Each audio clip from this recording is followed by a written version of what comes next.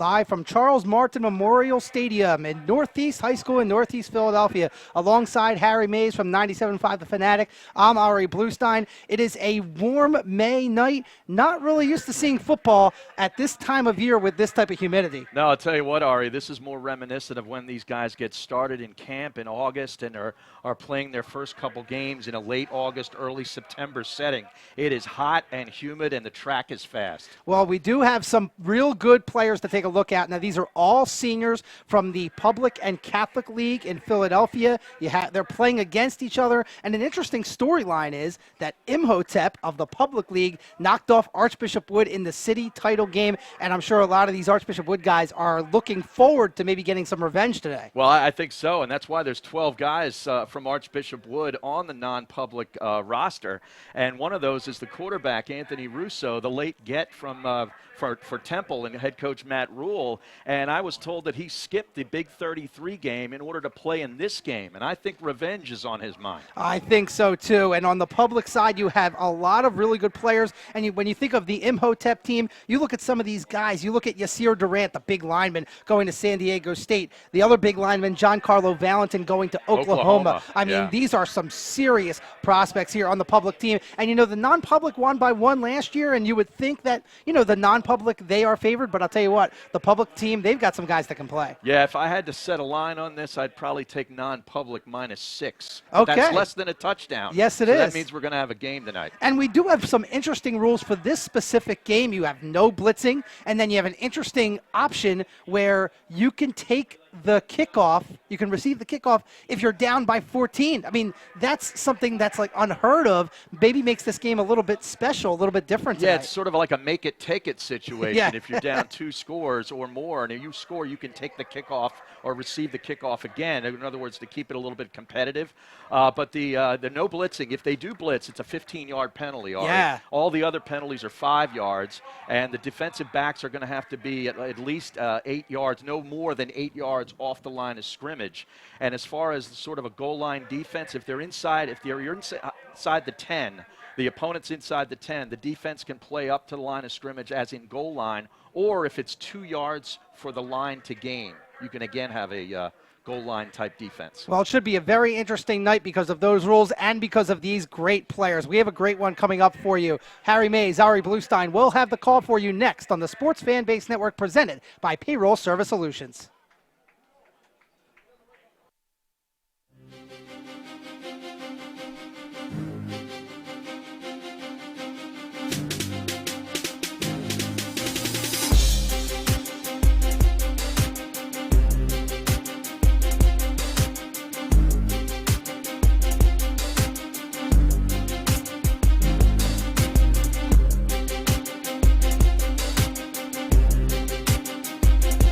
You're watching the Sports Fan Base Network, presented by Payroll Service Solutions. The coin toss is happening at midfield alongside Harry Mays. I'm Ari Bluestein. Thank you for joining us here on this balmy Thursday evening in Northeast Philadelphia. And Harry, I am glad that this is a 7 p.m. start. It's only going to cool down a little bit, but man, when we were out here earlier at like 2:30, 3 o'clock, it was scorching. Well, it was 90-plus degrees as I was heading over here to Charles Martin Memorial Stadium at Northeast High School, and I see they just turned on the lights. Now, eventually, when this sun goes down, we'll need those lights. Yes. But right now, I mean, this is like an afternoon game. It really does feel like that. And, again, we talked about it in the open about how not used to football in May. And I actually talked to some people about, oh, yeah, we're doing the football game at the end of May. And everybody's like, football at the end of May? Yeah, what game is that? Yeah, really. But this is actually the 42nd annual spring football game here in Philadelphia. It's just a phenomenal tradition. And you got to think about all the players that have come through the Public and Catholic League that have played in this game. It's just a phenomenal tradition. Yeah, it really is. I mean, there's a lot of heritage here for this game. And, I'll tell you, this is the last sort of go-round for some of these kids.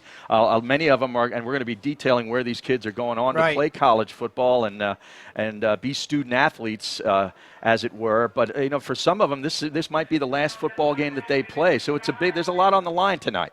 Yes, there certainly is. And now we are lined up for the national anthem here at Northeast High School. So we're going to step aside here. And then when we come back, we'll be ready for you for the non-public versus public league city all-star football game here on SFBN.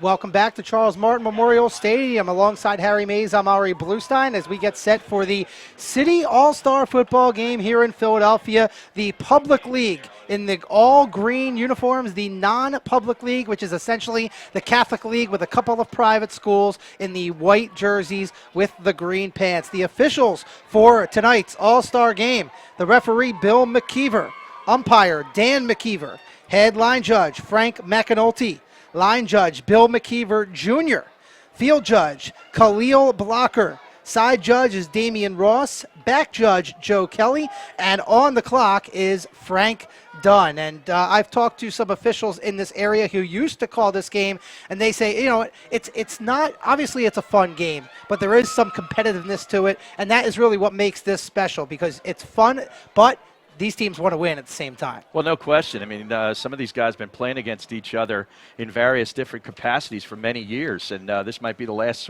go-round that they get to get after one another, Ari.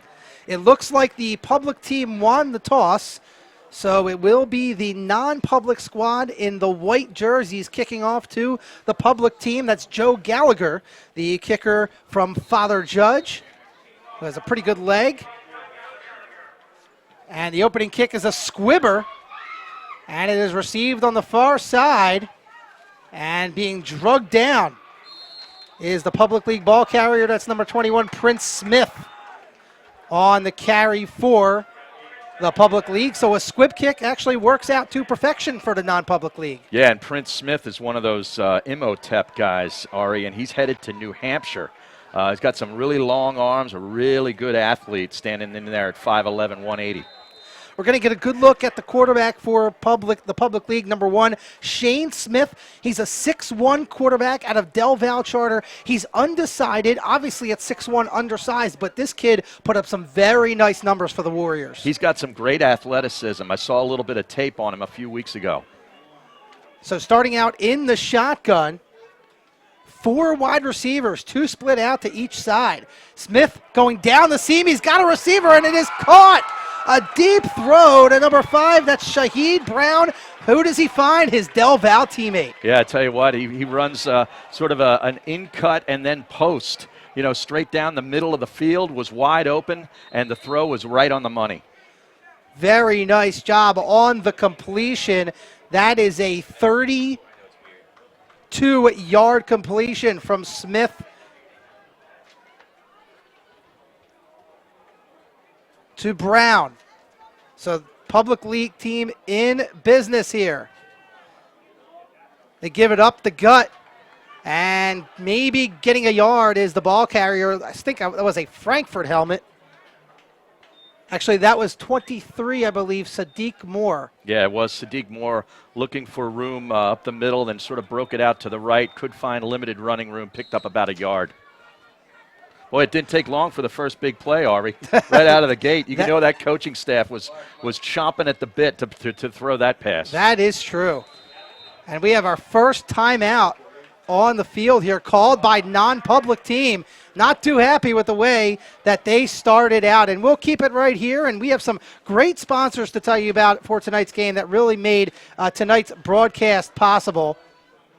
And we have the Pennsylvania Army National Guard. They are here tonight. We also have Rita's Water Ice in the house tonight. And I'll tell you what, it's a great night for water ice, Harry. I might go down at halftime and grab some. Well, if they have some of that mango, I think I'm going to be ordering a double at halftime. I believe it's cherry, mango, and watermelon here tonight. And that's our friends Rita's Water Ice in Warrington. Rita's Italian Ice is more than mango, cherry, lemon, and chocolate, though. Do you really know Rita's? Try Rita's new all-natural pineapple, strawberry, banana, and orange with more fruit and less sugar. Or try Dr. Pepper or Swedish Fish. Rita's new ice flight holds 4 different flavors at once. Now with the timeout situation, each team gets 3 each half. The non-public already down to 2, and then there's a 2-minute warning, officials timeout.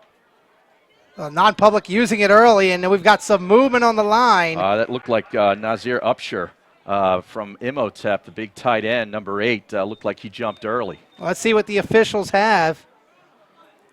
And they do have the false start, so you're probably right, Harry. That was probably Upshur. He got a little anxious. Might have been a play called for him. That's quite possible. The head coach for the public team is Albie Crosby, the Imhotep head coach, fresh off a league, district, and state championship at the 3A level. A phenomenal year for Albie, who's actually stepping down after this year. So a great final year at Imhotep for Coach Crosby. So now Smith is under center, 2nd and 14 for the public league. Little change at the line. And again, these teams have not had a lot of time to practice together. And I believe that was, again, another illegal procedure there on the public team. So after that first play, they can't really get on the same page. And again, they've had maybe 1, 2, 3 practices together. Right. So it's kind of tough for an all-star game. It's hard to get the communication down right. I mean, the signals, everybody on the same page, snap count, and so forth. You've seen the public league team being backed up here 10 yards on 2 straight plays. Not what you want to see. But we've already seen their ability to get deep on a big play, so maybe they can get some chunk play here and get right back into the game. Well, it's 2nd and 19, but the public league team still in non-public territory, and we've seen what Smith can do in the air so far. He's in the shotgun again, 4 wide receiver set, single back. Smith is looking. He has plenty of time, and it is just out of the reach of his receiver. That is Rasheem James out of Ben Franklin, a very good receiver for the Electrons. Pretty good time, a fairly good throw, just a hair off the mark. Yeah, if that throw was just a hair more in towards Rasheem James, that could have been a touchdown because he was crossing over the field, and there was no defenders deep. And at the very least, that would have been a first down to where Right. he was. We talked about the offensive line in the open, Harry, of the public league team. Right now, really doing a great job of protecting Shane Smith. Yeah, he definitely has his time to sort of scan the field and look at all 4 of his receivers. So now 3rd and long, 3rd and 19 to be exact. Oh, a lot of movement there. All the receivers started moving before the ball was snapped. That almost looked like an arena league play where they start running behind the line of scrimmage, but of course you can't go across the line of scrimmage. That is exactly what that looked like, Harry. Boy, this is going to be a 3rd and 24 now. Wow. So they have that play on the play chart, 3rd and 25. It might be that play that went for 37 yards to start off the game from Smith to Brown. This might be a 2-down scenario. Obviously, in high school football, the kickers are not kicking 50-yard field goals. So if they can get to a manageable 4th down, get within maybe the 35-yard line around, right. That would be a manageable 4th down for the public league team. Yeah, and plus the public league team is heading a little bit into a breeze out of the east. Now there's pressure. Smith eludes that pressure. James gets free, and he catches it down at the 15-yard line for a first down. Yeah. Wow, Rasheem James from Franklin just broke free from Gianni Cruel from Archbishop Wood and made a huge play. Well, we joked They got it. that there was a third and 29 play. Guess what? That play went for 37, just like the first play. Unbelievable. Well, But that was a really nice job by Shane Smith there to sort of scan, keep his eyes down the field, avoid some pressure, move out to his left, and find his receiver. and again, pretty solid protection from the offensive front. We've got 12-minute quarter today. And now we have another timeout. And this will be a public league timeout. And now we'll tell you about another one of our sponsors, and they have been so great to SFBN this year, and it's great to have them here tonight, the Pennsylvania Army National Guard. And Harry, this is a great program that they run. High school kids, if they're not sure what they want to do collegiately, they can go be a part of the Army National Guard part-time and go to college full-time, tuition-free. It's just a great opportunity. They've got recruiters here tonight. Just a great office here in the Philadelphia area. Absolutely. When you hear tuition-free, that gets your attention. And obviously, you know, the National Guard doing great things when people are in need, disasters happen, and so forth. It's a great training ground for young people. Absolutely. And, you know, I talk to the recruiters all the time, and they love talking to these high school kids. And for a lot of these high school kids here in the city, it's a great opportunity for them where they just can't afford to go to college, and they get to serve their country at the same time. Absolutely. That's a win-win. Yes, it definitely is. And we are honored to have them here tonight and be a big sponsor here of the Sports Fan Base Network.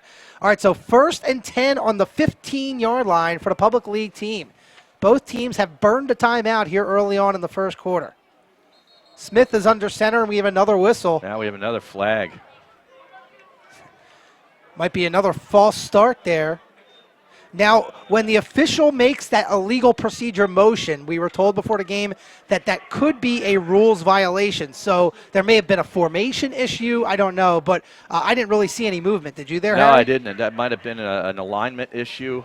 Not enough guys maybe on the line of scrimmage, something of that order. But the public league team really needs to tighten this stuff up here. Yeah, they've had, I believe, that was their 4th illegal procedure penalty. So 1st and 15 now on the 20. Smith under center, hands it off. Out to the outside, there is some room, little juking being done. A late flag flies in, as that was Mike Waters on the carry, the Imhotep running back. He really had a monster season, but let's see about this flag, Harry. This could be coming back. My guess it is, because it was in the area of holding. On the right side of that offensive line from the public league team. Yeah, they're marking it off against the public league team, Ari. Wow. Yeah, so again, with high penalty. school football, yes, it is a hold. We have the official call. Now, the hold occurred from the spot of the foul. So it wasn't a full 10-yard penalty. So they are going to spot it at, looks like the 23 or 24-yard line. Yeah, 23. So only a 3-yard penalty. 1st and 18. Smith is in the shotgun, where he's been very effective. Quick screen out to the far side, and finds his teammate Brown again, and he scampers forward, and he gets just across the original line of scrimmage. But, hey, that's a really productive play on 1st and 18. Yeah, Shane Smith, of course, with great chemistry with his high school teammate Shaheed Brown. That's just, like a quick screen out to the flat area, and Brown made the most of it, picked up 3 yards. But Brown's headed to Lock Haven, and he is one of 10 players in this game, Ari, that are going to Lock Haven to play for head coach Dave Tainer, who's in his 2nd year. I'd say he spent a lot of time in the Philadelphia area recruiting. I would say so. That's a program on the rise in the PSAC, along with teams like Westchester and East Stroudsburg. That's a tough conference to compete in, so he's got some pretty good players. He may be watching our broadcast right now, Harry. That's right. There's a nice little handoff to the wide receiver again to Brown on the end around, and he dives forward, and he is going to be just shy of the pylon. And that is going to result in a first down. It'll be 1st and goal from the 2. Yeah, just a little jet sweep action there across the formation from Shaheed Brown, and he almost got in. I mean, he's inside, looks to be about the 2-yard line, Ari. What a great opening drive here for the Public League. Now the defense can play in their goal line situation Right. because it's inside the 10, so you can have everybody up on the line of scrimmage if they want it.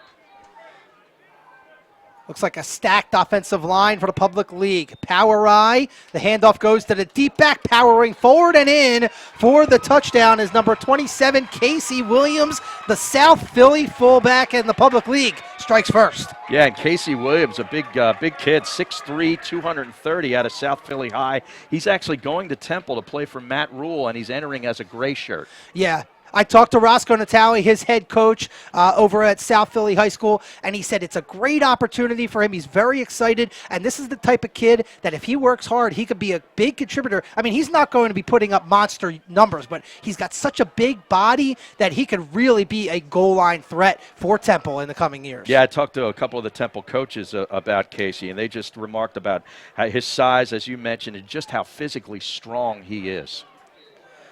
The extra point is up.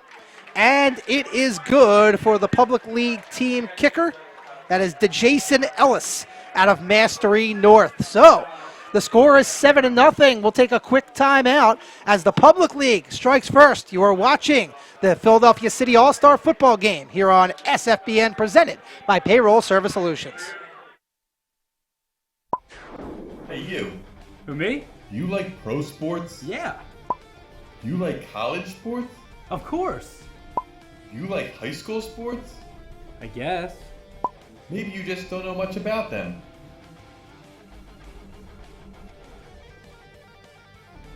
Where can I go to learn more about Philadelphia area high school athletics? Watch Varsity Voice every other Wednesday, 6 p.m. on TCN.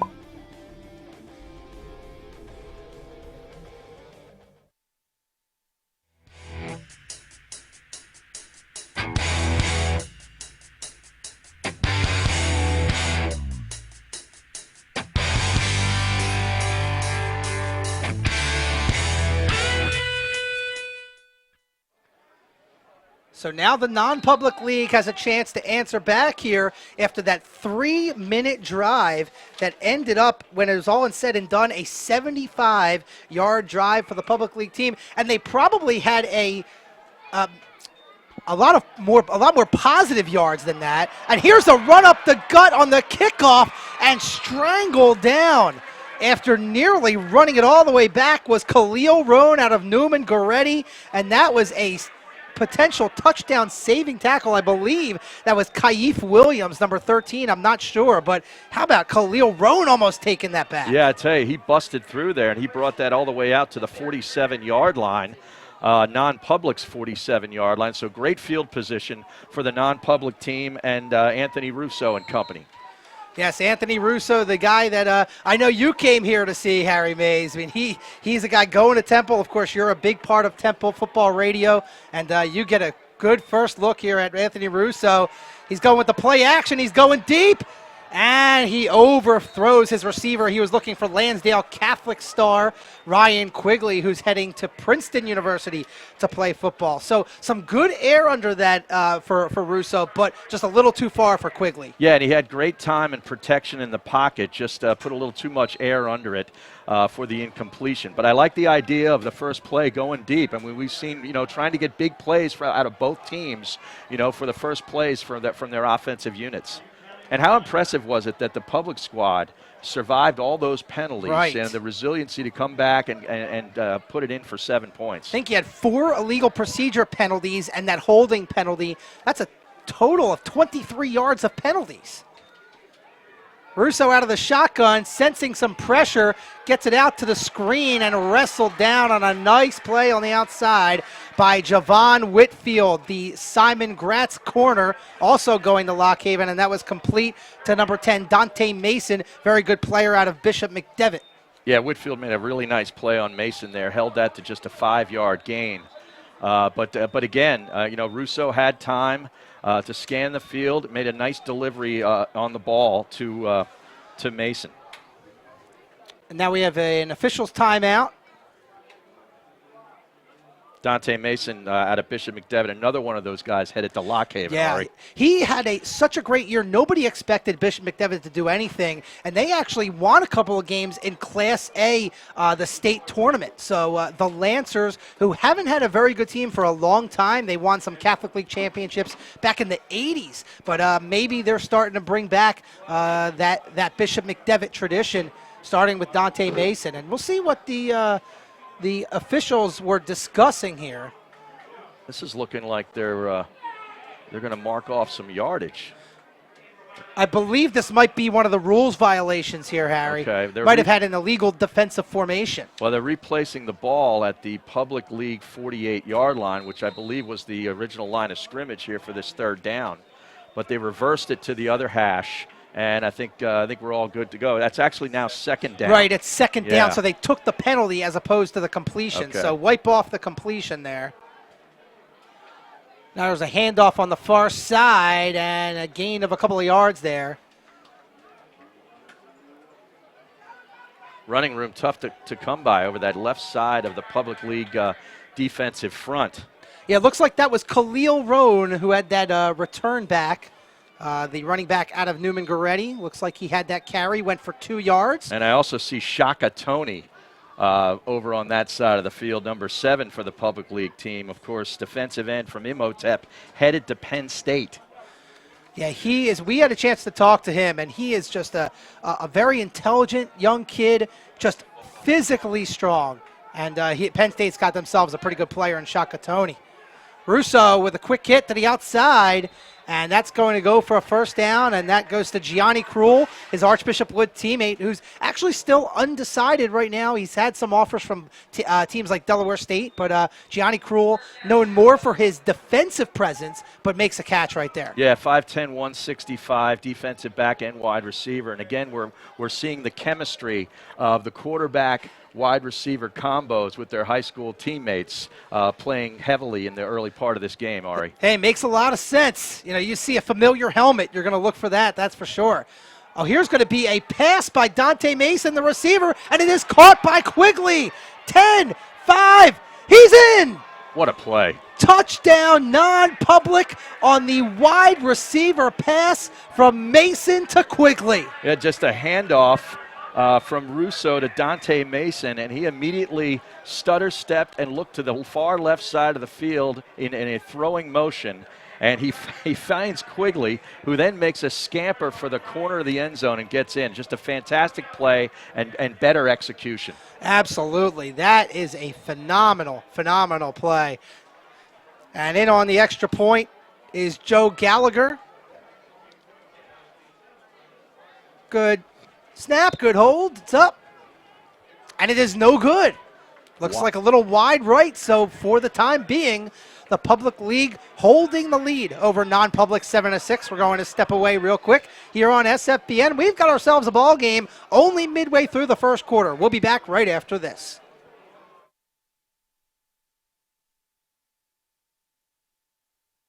Hi, I'm Tommy Green, former pitcher for the Philadelphia Phillies. When I was in high school, it was very important to me to show scouts what I could do. My friends at Payroll Service Solutions are huge supporters of high school sports and the Sports Fan Base Network. If you're a small to medium-sized business in need of a payroll company, contact Payroll Service Solutions. Not only will they take care of you, they will continue to support the community. For more information, contact Payroll Service Solutions at 215-624-0922 or 866-PAY-EASY.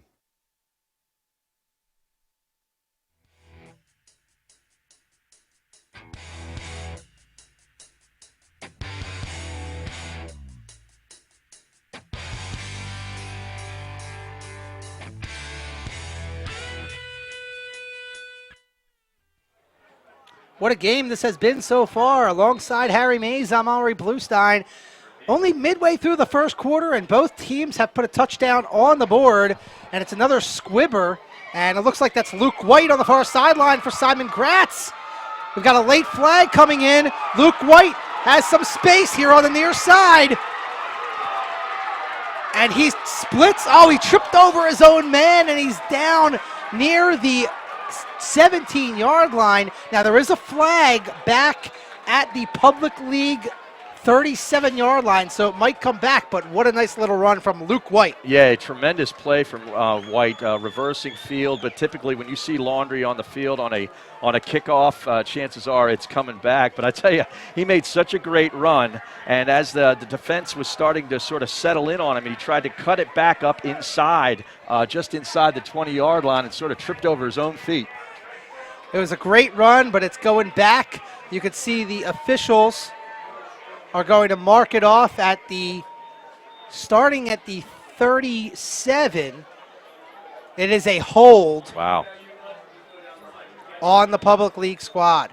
Yeah, they're going to be backed up inside the 25. So well, quite a difference in field position, but still, it's not all that bad. It's not like you're backed up inside your own 20. Well, they started at their own 25 on the last drive, right. Had 23 yards of penalties, and still scored a touchdown in 3 minutes. Impressive. Yeah, I tell you what, we've seen a lot here, and we're not even halfway through this first quarter, Ari. We've seen some trick plays, we've seen some big plays, and we've seen a whole lot of penalties. Well, you could take some more risks in a game that ultimately doesn't matter the outcome. It's all about pride. Mm-hmm. So, hey, throw the kitchen sink at them. Why not? All right, so starting on their own 23 will be the Public League. Shane Smith back to work. It's a play action. He's going deep down on the near side. He's got a man, and it's caught by James. And he is dragged down by Gianni Cruel, but not before he gets down to the 21-yard line, basically making up for that penalty. I tell you, what a throw from Shane Smith there. I mean, that he threw that from the far hash all the way over to our near side of the field. There was a lot of air underneath that ball, just perfectly thrown, because that was pretty good coverage. Gianni Cruel had pretty good coverage on the play, but what a throw. I tell you, Shane Smith has impressed me a lot here in the early going. 56 yards on the connection to Rasheem James. And the Public League now looking to score yet again and score quickly. It's going to be a handoff to Highland, who cuts it up inside, and some good yardage before he is wrestled down by number 34, John Schmidt, the Roman Catholic grad and Lycoming commit. But a nice little run right there by Ralph Highland. Yeah, Ralph Highland rushed for 9 TDs. In high school at Frankfurt. He's again going to Lockhaven, 5'9", 185, but he runs. Those are tough yards he gained there. First contact doesn't faze him. Those Frankfurt Pioneer running backs, they are hard tough runners. Kids. Yeah, traditionally a very good football program. 1st and 10 right outside the 10-yard line. The handoff goes to Simon Gratz's Luke White, and he is down at about the 8-yard line. Nice little 2-yard gain for Luke White. Yeah, and Archbishop Wood's Gianni Cruel has been involved in a lot of plays, both offensively and defensively here, Ari. He strung that play out perfectly and made a perfect form tackle. Clock is down to just over 5 minutes now here in the first quarter. The sun's starting to set here at Northeast High School. Great crowd tonight. You could see the great sky that we had just a moment ago here at Northeast High School. I'm going to venture to say that the temperature's below 90 right now, or I'll say 88. Hey, that's a good guess. Play action. Might have been a broken play. Smith has nowhere to go. He should just throw it away. He throws it deep towards the end zone, and it is nearly picked off by Gianni Cruel. That ball was intended for number 32, Nate Sutton, from Martin Luther King. That was a dangerous pass by Smith. Yeah, it really was, and it did look like a broken play because Kurt Stengel, the defensive lineman from Archbishop Wood, who's headed to Navy, had Smith dead in his rights. And I tell you, Smith made a nice play to avoid a tackle, found a player in the end zone, just sort of threw it up, sort of like a Hail Mary type of play there. Lucky it wasn't intercepted. It nearly was, and Nate Sutton, who was the intended receiver, actually had to turn into a defensive back, essentially. So now we have 3rd down and 8, which essentially it's 3rd and goal from the 8. So we have another 4 wide receiver set, 2 split out to each side, single back. That's Highland, I believe, back there with Smith. Smith with a quick hit that was intended for Upshur, the Imhotep tight end, incomplete. And that'll bring up 4th down. Now we'll see if the public league goes for a field goal, and it looks like they are going to put on the field goal unit. Yeah, Upshur, anywhere he goes on the field from the tight end position is going to attract a lot of defensive help, and Nick Vanderveer, linebacker for the non-public team, was all over him.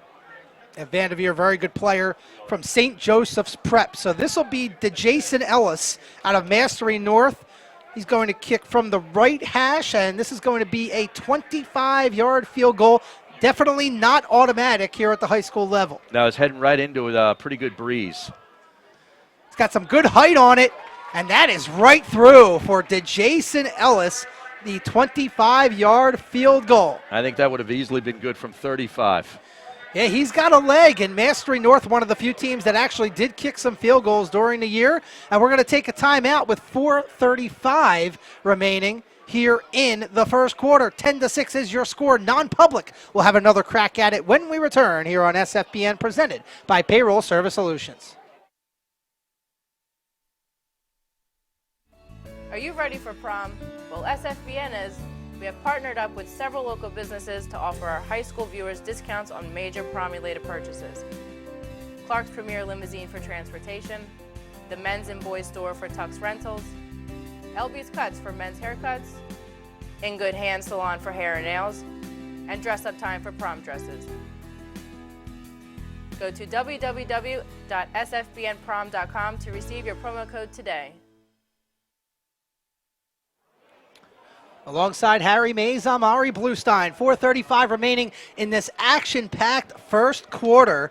And, man, a lot of scoring, a lot of big plays. And, you know, that last touchdown by the non-public, like, wow, can it get any better than that? We had a big 56-yard bomb for the public league. Absolutely. I'm really impressed with the play of Shane Smith, the quarterback for the public league team out of Delaware Valley Charter. Still undecided on his college choice, but I guess, you know, he hears all the hype going on about Anthony Russo, and he's like, hey, look at me here. You know, I got some skills.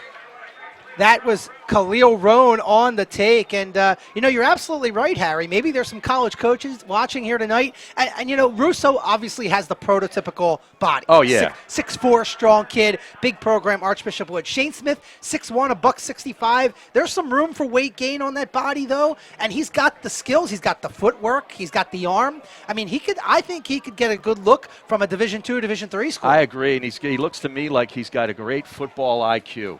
You know, he just makes football plays, and he keeps his eyes down the field even when he's under pressure, which is one of the things a lot of young quarterbacks fail to do. So the non-public team and Anthony Russo back to work, and not much doing on that first carry on the handoff up the gut. And that was a handoff, it looked like, to Quigley, a gain of maybe 1.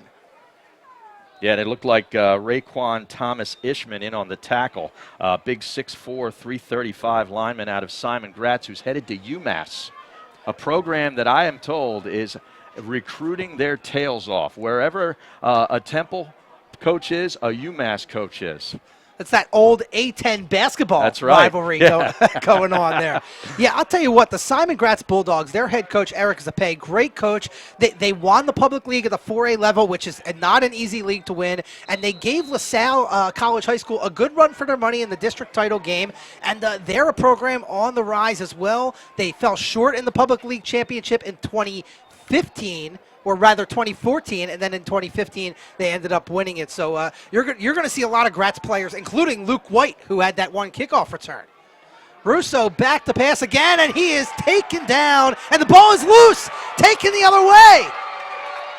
Let's wait for the signal. That's a touchdown. That is a touchdown. No flags on the field. That was Sadiq Moore, number 23 for the public league, who picked it up and ran it in after the Russo fumble. Boy, just tremendous pressure from the inside of that public league defensive front. They just collapsed on Russo. He goes down in a heap, lost the football, picked up and run in. And I'll tell you, this public league team, you know, has avoided some early miscues, and they now find themselves with a 10-point lead, looking to make it 11. 20-yard fumble return for a touchdown for Sadiq Moore. Ellis with the extra point. Line drive straight through.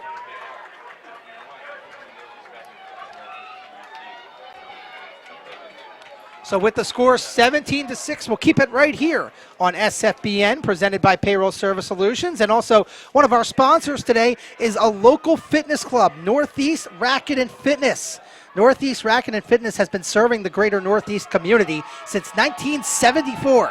It's the area's most complete, family-oriented facility, offering many adult and children's programs, including 5 summer day camps for children 5 years old through teens. Stop in at the corner of Crewstown Road and Grant Avenue in Northeast Philly, about 5 minutes away from here at Northeast High School, and ask about our 1-week complimentary trial memberships. Again, that's Northeast Racket and Fitness at Crewstown and Grant in Northeast Philadelphia. Well, Harry, 17-6, and you thought the non-public, yeah, maybe they'd get a chance to get back on the board. But, I mean, he was feeling the pressure. I didn't see exactly who had the fumble. I saw 55 McCall Cherry from Del Valle in there, but he was surrounded by green jerseys. I'm going to call that a team sack. Hey, that's an accurate description there, Harry Mays. But I tell you, we got a good crowd here tonight at Martin Memorial Stadium. This our grandstand to our side, the near side, is about totally filled. And the far side about half full. Good crowd on a hot, balmy May night. Yep, very good crowd. This side, the home side, is the public league team this year. Non-public, the road team on the far side. But a very good crowd here today at Charles Martin Memorial Stadium. And a shout-out to the board who puts this game together, including the president, Brian Fluck, who's the West Catholic head coach, and AD. I mean, they just do a heck of a job. There's, we got Rita's in the house. They've got Chick-fil-A at the concession stands. Great job putting this on, and the jerseys look phenomenal. I love these jerseys. So this will be the non-public going at it again from their own 26-yard line, down by 11 to the public league squad. And it's a toss to Roan going to the far side, cuts it up, and a nice little run by Khalil Roan. And in on the tackle for the public league was number 20, Derek McLean. But a nice run by Khalil Roan. Very good runner out of Newman Goretti. Yeah, it was a really nice run, but I tell you what, Derek McLean, he came up and gave him a shot. Yes, he certainly did. So that tells you, is this game fun or is it competitive? Right now, it feels like, especially the non-public, they're down 11. They don't want to lose this game, and it's still early. Absolutely not. I mean, when you see good tackling like that, you know that this game means a lot to these kids. Russo under center. Quigley is in motion. The handoff goes to the up back, and the public league was not having it. Stuffing it on the full back dive for the public league. That was 22 for the public league, and that's Sean Jenkins, another Simon Gratz Bulldog. Yeah, Sean Jenkins, 6'1", 230-pound linebacker going to East Stroudsburg, and he was not fooled. He put his head right in there, and actually the non-public team lost a little bit of yardage there, but I'm seeing there must have been some sort of they've got the first down marker up. Yeah, that might have been another rules violation. That looked like he perhaps lost some yardage there, but they're saying first down at the 36-yard line. Interesting, very interesting. So that's the kind of things we have to roll with today, Harry Mays. We have with the special rules in effect, not really sure what's going to be happening, and now we've got another whistle. And let's see what this is all about. I think this is going to go against the offense, the non-public. Officials conversing right at the 30. Yep, see it right there, middle of your screen.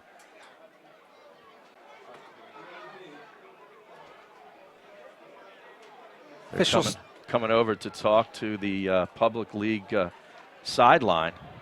Yeah, they're actually going to talk to they have sideline officials in this game. On the public league side, it's Roscoe Natali from South Philly. Yeah, it's going against non-public. Yeah, that's going to be a rules violation there. Might have been a formation thing. So they're going to push him back 5 yards. Yeah, you've got sideline officials. Roscoe Natali from South Philadelphia is on the public league side. And, Albie Crosby, I see him talking to Roscoe right now. He's trying to find out what exactly was the call. There you go. You got a good shot of them right there. There's Roscoe in the red shirt and Albie Crosby right next to him. I guess you just got to go with it because these are all brand new rules with the formations and the no blitzing and everything. It's definitely taken some getting used to, but the coaching staffs, they want to know what they did wrong so they can hopefully correct it. So back to their own 31-yard line. Russo out of the shotgun, trips to the near side. Russo with some time, he throws it down the far side, and it's caught. What a great catch for James Gillespie, the Archbishop Wood tight end. And again, it's that familiar connection for Anthony Russo. Yeah, wood to wood there. And I'll tell you, Russo did a really nice job in the pocket of stepping up and avoiding some pressure coming from his left to his left back. And he stepped up and just lofted a really nice pass to the boundary and found his teammate. 27 yards on the completion to James Gillespie. Gillespie headed to Widener. Widener with a really nice stadium down there, down the blue route. Very solid Division III program as Dante Mason on the carry. And he gets to the 40-yard line, maybe gains a couple, but a nice job on the defense there. Number 22, Sean Jenkins, and 25, Mike Waters as well in on the tackle for the Public League squad. Yeah, these high school kids have seen that play a lot if you're a defensive player. A lot of jet sweeps, jet sweep action. You see the receiver coming in motion across the formation. You read your keys, and the Public League defense did a great job of stringing that out and making the play. 2nd down and 8 from the Public League 40-yard line. Again, trips, but to the far side this time, and it's a quick screen, but unable to handle that was Mike Devlin, the coach's son, Steve Devlin, the head coach for the non-public team and Archbishop Wood. But Devlin, one of those things maybe where he was looking upfield before he caught the ball. Yeah, absolutely. Trying to make a big play before you actually bring the ball in. But I tell you, Mike Devlin, as you mentioned, the head coach's son from Archbishop Wood and the non-public squad, and he's headed to Westchester. He's going to be a really nice player for the Rams. Yeah, I talked to some people from Westchester. They really look at him as a slot receiver. They play a lot of spread offense there down at Westchester, and I think he's going to be a nice fit. Probably won't get a ton of playing time as a freshman and sophomore, but he learns the system. He'll come along. He could be a pretty nice role player for that offense. 3rd down and 8. Russo out of the shotgun. It was 2 receivers to each side being chased, and throws it to the far side and a little bit too far for Gillespie. And right on him that time was Public League's number 4, Javon Whitfield. Yeah, and Anthony Russo rolling out to his right was getting pressured from behind from Khalil Roan from Newman Goretti. Tried to make the throw just out of the outstretched arms on the boundary there for James Gillespie. 55 seconds now, remaining. What do you do here? 4th and 8. It looks like Russo's coming back on the field. They're going for it. Yeah, you see that a lot. When it's 4th and less than 10 and you're in the opponent's territory, a lot of times teams will go for it. And you have to think that head coach Steve Devlin has confidence in his quarterback to make this play. See what they can do. Russo with time, and it is incomplete. Kind of a end-over-end football being thrown, maybe hit as he was thrown, as he threw the football there, intended for Gianni Cruel, and it's going to be a turnover on downs. Yeah, that ball did look like maybe Russo's arm was clipped just as he was delivering the ball, but had that been completed, that would have been a 1st down. They were down, right at the 30-yard line. Yeah, Cruel was fairly well covered, but at the same time, Russo's been feeling the pressure all day. So the Public League team will take over. They are teeing off. You can't blitz, but they're getting pressure. They are. I mean, Shaka Tony is in there. You've got some very good players, strong players up front for the Public League squad. Now starting at their own 40, 49 seconds remaining here in quarter number 1. Shane Smith back to work and out of the shotgun. And he hands it off to Luke White. Cuts it up the middle and goes forward to the 45. Gain of 5 for the Simon Gratz Bulldog. Well, I'd say Nasir Upshur for the Public League from Imhotep. He had that snap count timed absolutely perfectly. He looked like a sprinter coming out of the blocks on the 100-yard dash. Well, this is the one thing that you don't want to see in this game, an injured player. And right now the trainers from Temple University are going to take a look at the injured player. We're going to step away real quick with 35 seconds remaining here in the first quarter. You are watching the Philadelphia City All-Star football game here on the Sports Fan Base Network. Sports Fan Base Network, this area's leader in high school sports broadcasting, is continually bringing you the most in-depth coverage. Join us for Varsity Voice every other Wednesday at 6 p.m. on TCN, where we'll have interviews with players, coaches, writers, and more, plus analysis, highlights, and in-depth features on major topics in the Delaware Valley high school sports community. Tune in every other Wednesday at 6 p.m. on TCN for the best high school sports show around, Varsity Voice, presented by SFBN. Hi, I'm Marty Bystrom, former pitcher for the Philadelphia Phillies. In my experience in Major League Baseball, I know how important it is for high school athletes to gain exposure. My friends at Payroll Service Solutions are huge supporters of high school sports and the Sports Fan Base Network. If you are a small to medium-sized business in need of a payroll company, contact Payroll Service Solutions. Not only will they take care of you, they will continue to support the community. For more information, contact Payroll Service Solutions at 215-624-0922 or 866-PAY-EASY. Hey you, Who, me? you like pro sports? Yeah, You like college sports? of course. You like high school sports? I guess. Maybe you just don't know much about them.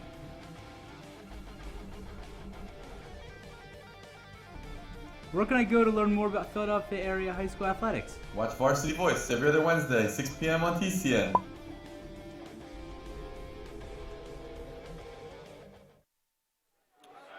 Well, just a moment ago, carried off by two teammates was number 78, Cameron Brown, the lineman out of Simon Gratz, and never a good sign when you can't walk off on your own power. No, it looked like the trainers were looking at his lower left leg, ankle area, and two of his teammates helped him to the sideline. Here's a handoff going to the far side. Is Quadir Struthers out of Prep Charter, and he springs forward for a first down. Now, this is a guy who put up some good numbers this year, still undecided. I actually talked to Mark Carfagno, our stat man here on the booth from South Philly, knows him pretty well, and he's still undecided. Yeah, he is the quintessential scat back at 5'5", 155 with a lot of shimmy and a lot of shake and a lot of speed. That is the end of the first quarter, so we will take a timeout here on SFBN, presented by Payroll Service Solutions. The public league team has been near flawless, and they have an 11-point lead over the non-public squad here in the Philadelphia City All-Star football game.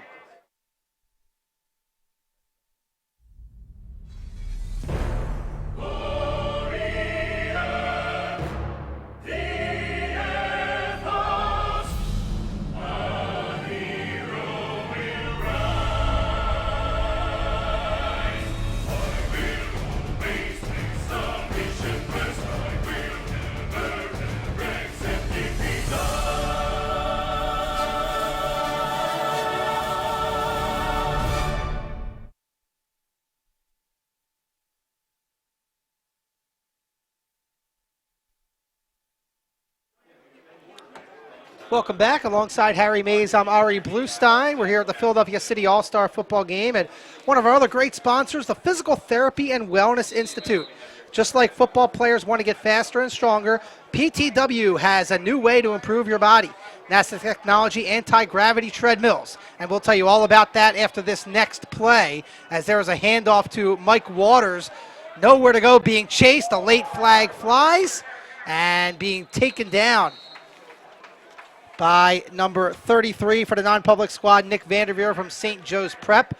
A public league player slow to get up there on your screen. Another big man on the front line. And we'll see about this penalty. Yeah, this looks like this might be going against the public league, that calling this play back. It looked like John Schmidt, the linebacker for the non-public team from Roman Catholic, was tripped up. And yes, they are going to mark this off against the public league squad.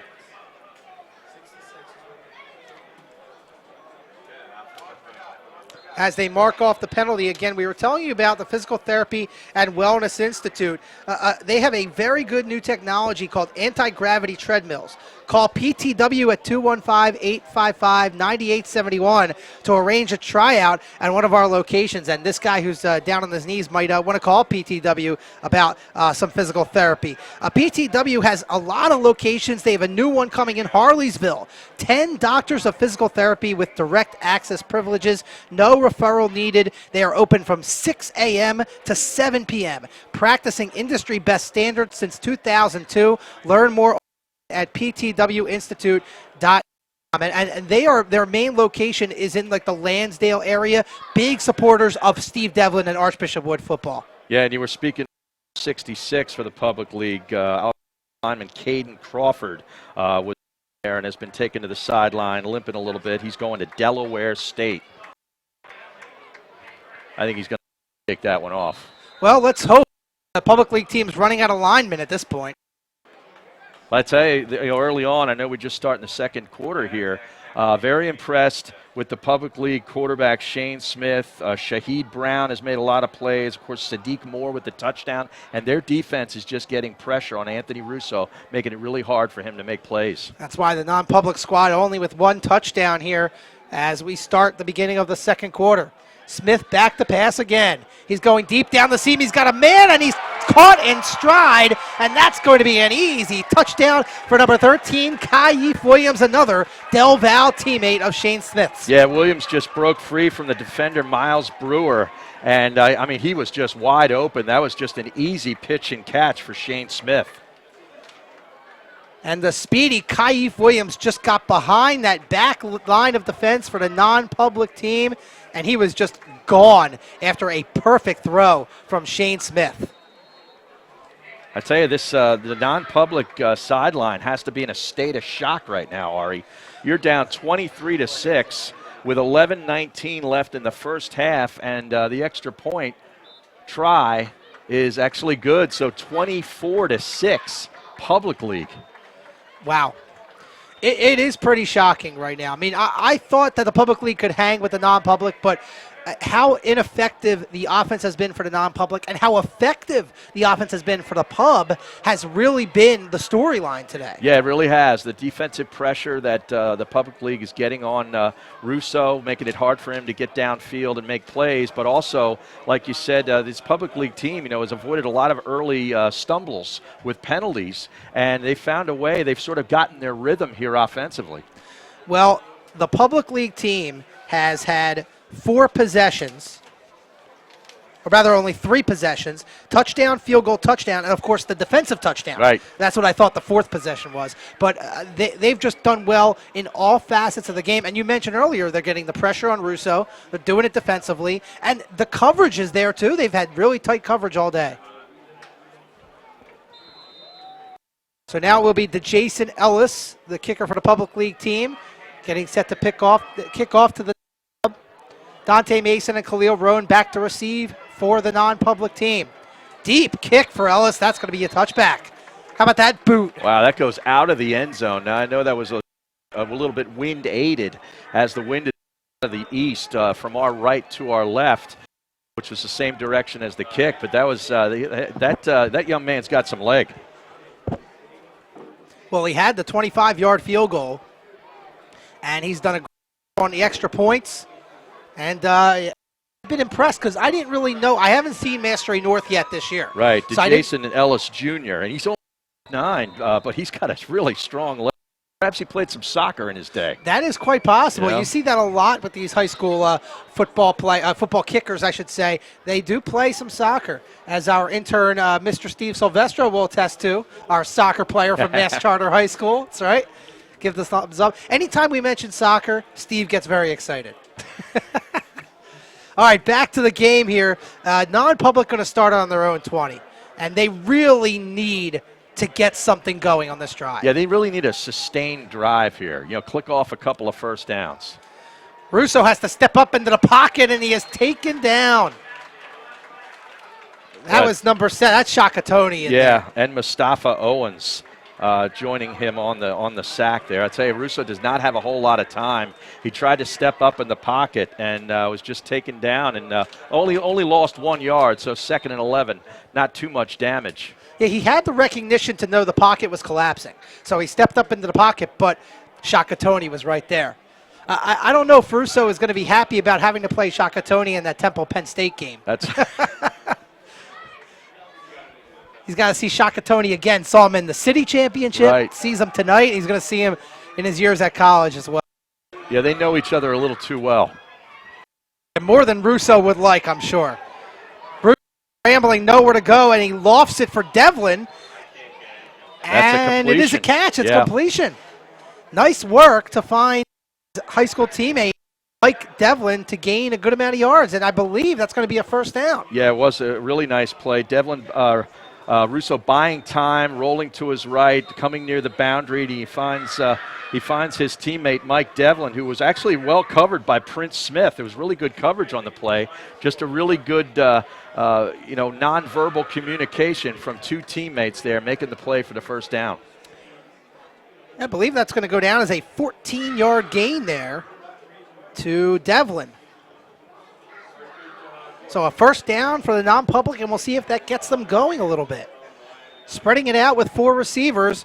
Russo under pressure again, and he gets it away, but they're going to say he was down. Well, he did manage to get it to Gianni Cruel, who looked like he had some yards to run, cutting it up to the middle of the field, but the officials ruled that he was sort of in the grasp. So that'll be a sack, and looks like there was, what did they lose there on that play? About 4 or 5 yards? Yeah, I've got 5. Okay. I believe it's 5 It back is to 5. the 28, yes. But now we have another stoppage here. It's actually is that a flag? Yeah, it is a flag.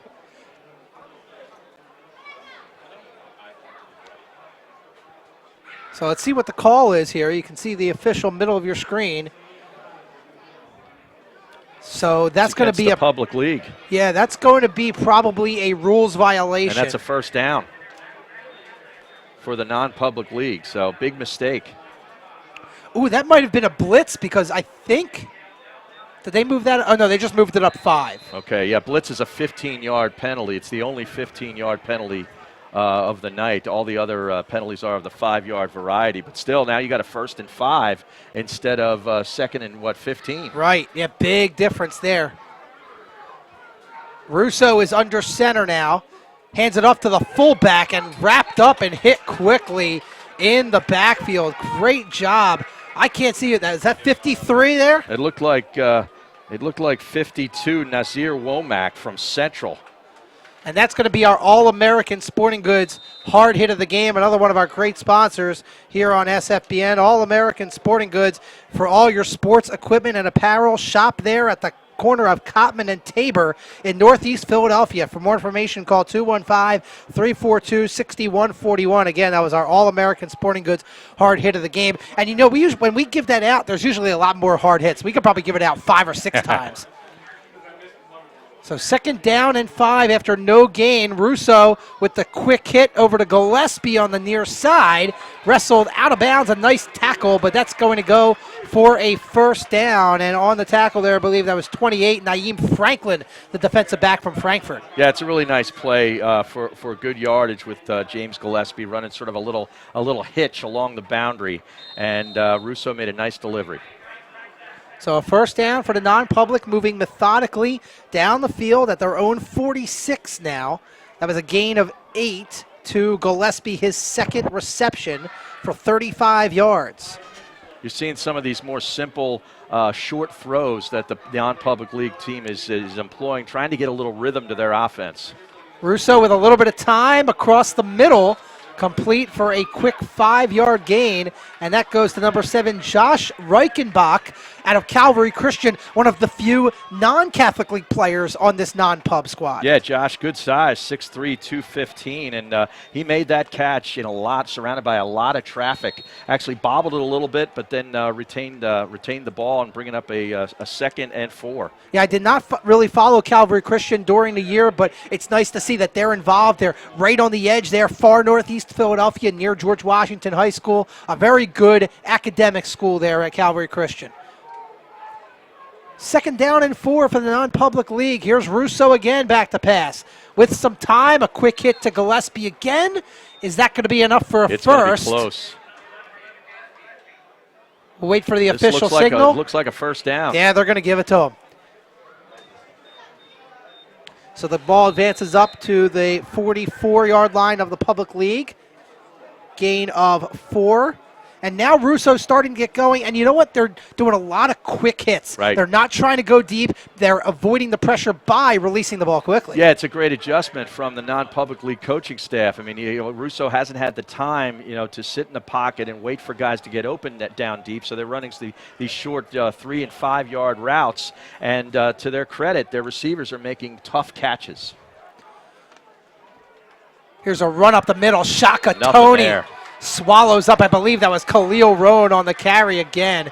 Man, Shaka Tony has been all over the place tonight. Also, Sean Jenkins in there with a little bit of help.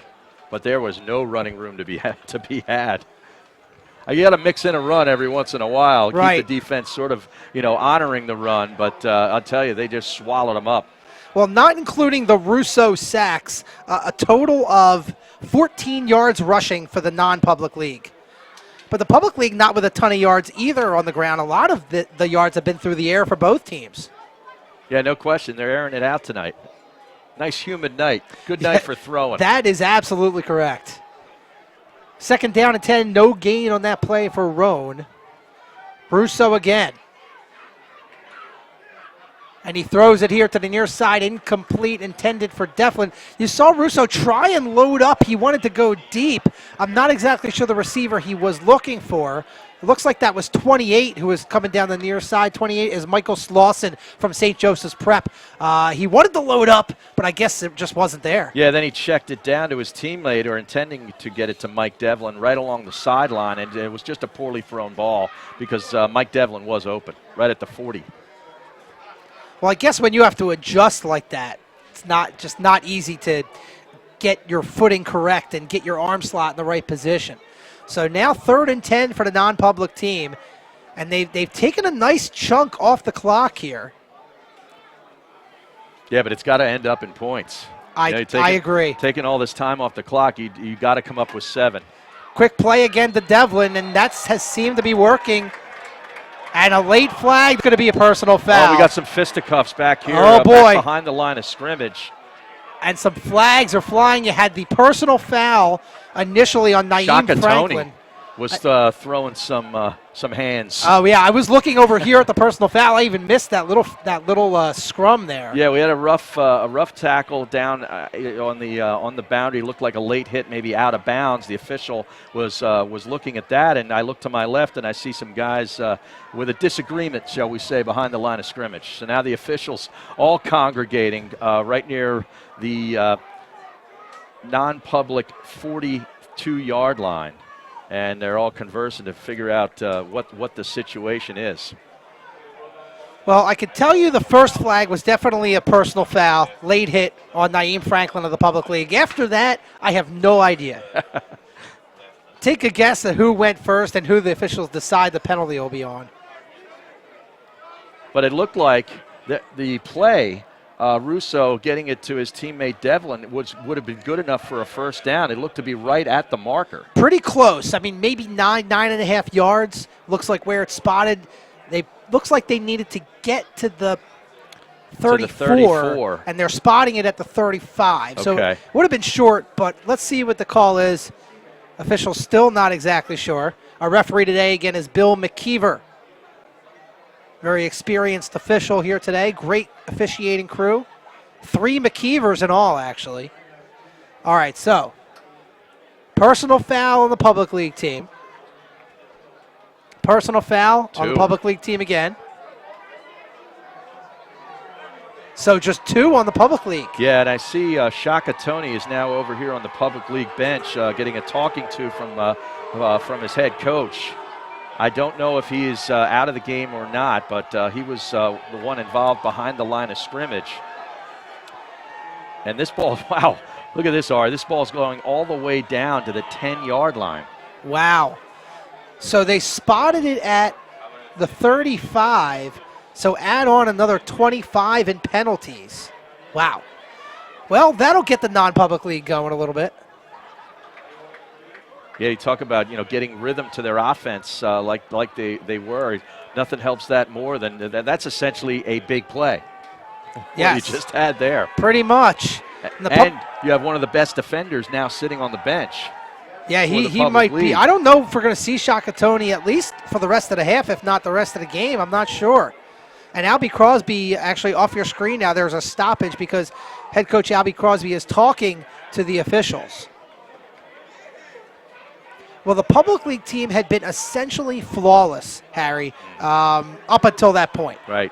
Yeah, I mean, on offense, they had some issues with some illegal procedures, some lining up their guy issues early on, but they shook that off, and we're basically mistake free until this drive on defense. Well, while we're waiting here, we actually have a replay of the last touchdown. We'll try and get a good look at this. And this was when the public league led 17-6, and they added on another touchdown. So Shane Smith, oh yeah, there's the tail end of it. And he was wide open there, Harry. I mean, he was just wide open. I mean, those are the kind of plays as a quarterback you dream of, where you see your guy just 10 yards, 8 to 10 yards, out beyond the closest defender. You're just like, oh, man, I just got to loft this up there. And he did it. Shane Smith put a nice touch, feathery touch on that ball, and it dropped right in for a big play touchdown. All right, so here we're going to get a good look. This is the very beginning of this play. You see it was shotgun formation. Shane Smith, who has been really impressive tonight, airs it out. Oh, man. No white shirt within 5 yards. No. Well, that gave the public league a 24-6 lead. Now the non-public has a chance to put some points on the board. They've had some problems doing that. And, led by Anthony Russo, I didn't think that would be an issue tonight. I wouldn't doubt if there's a couple of coaches on the public league side that are all trying to take claim for that play call, because that was the perfect play against that defense. Yeah, the offensive coordinator, I believe Albie Crosby's probably calling the plays because they don't actually have an offensive coordinator listed. So my guess is Albie's calling the plays. All right, we're back to game action now. Russo going for the corner. Touchdown. Wow. Gillespie in the corner, and he gets past Prince Smith, and non-public is in double figures on a beautiful pass from Russo. Yeah, it was sort of like a fade action pattern and throw there from Russo to Gillespie. Again, teammates, they're on the same page, great chemistry together. He knows where he's going to be in that back corner of the end zone, and Anthony Russo just put it right on the money. That's a touchdown that they absolutely had to have. Took the words right out of my mouth there, Harry Mays. They absolutely had to have it. We're about midway through the second quarter. Now the non-public team is back into the ball game. Extra point here for Joe Gallagher. And straight through. He missed on the last one. And that time he put it right through. So 6:19 remaining here in the second quarter. Good game here at Northeast High School. You're watching the Philadelphia City All-Star football game here on the Sports Fan Base Network, presented by Payroll Service Solutions.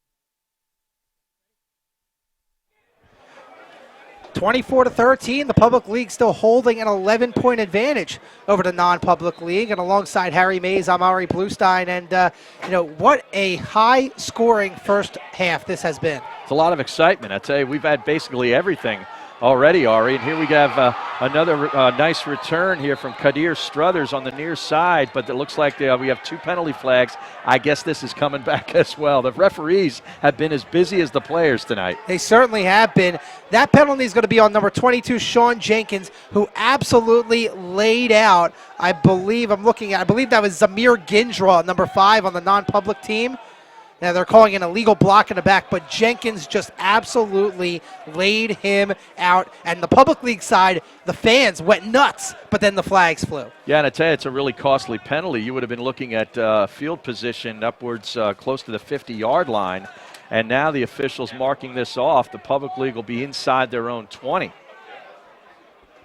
Make it the 15. Well, the public league has started in their own territory all day long. Started at their 25, the 23, and their own 40. And those drives resulted in a touchdown, a field goal, and a touchdown. There's a good shot of the public league team in the green.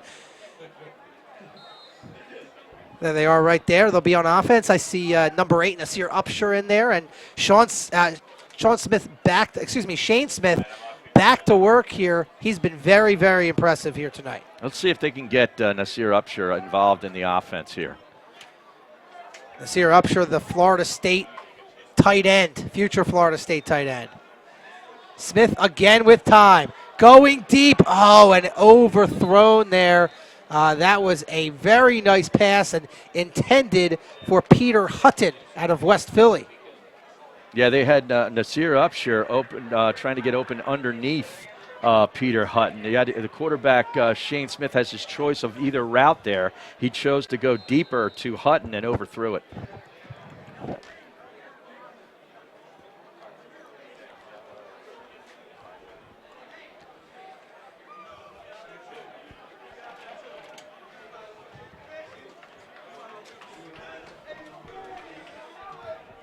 All right, so 2nd and 10.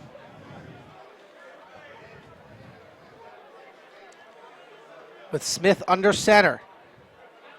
A delayed handoff. And nowhere to go for Luke White. I see number 47, A.J. McAleer, the Archbishop Ryan Raider in there. And now 3rd and a long 9 for the public league. Yeah, Luke White and also Noah Rainbow Douglas in on the tackle. He's out of Father Judge and one of those Lock Haven guys.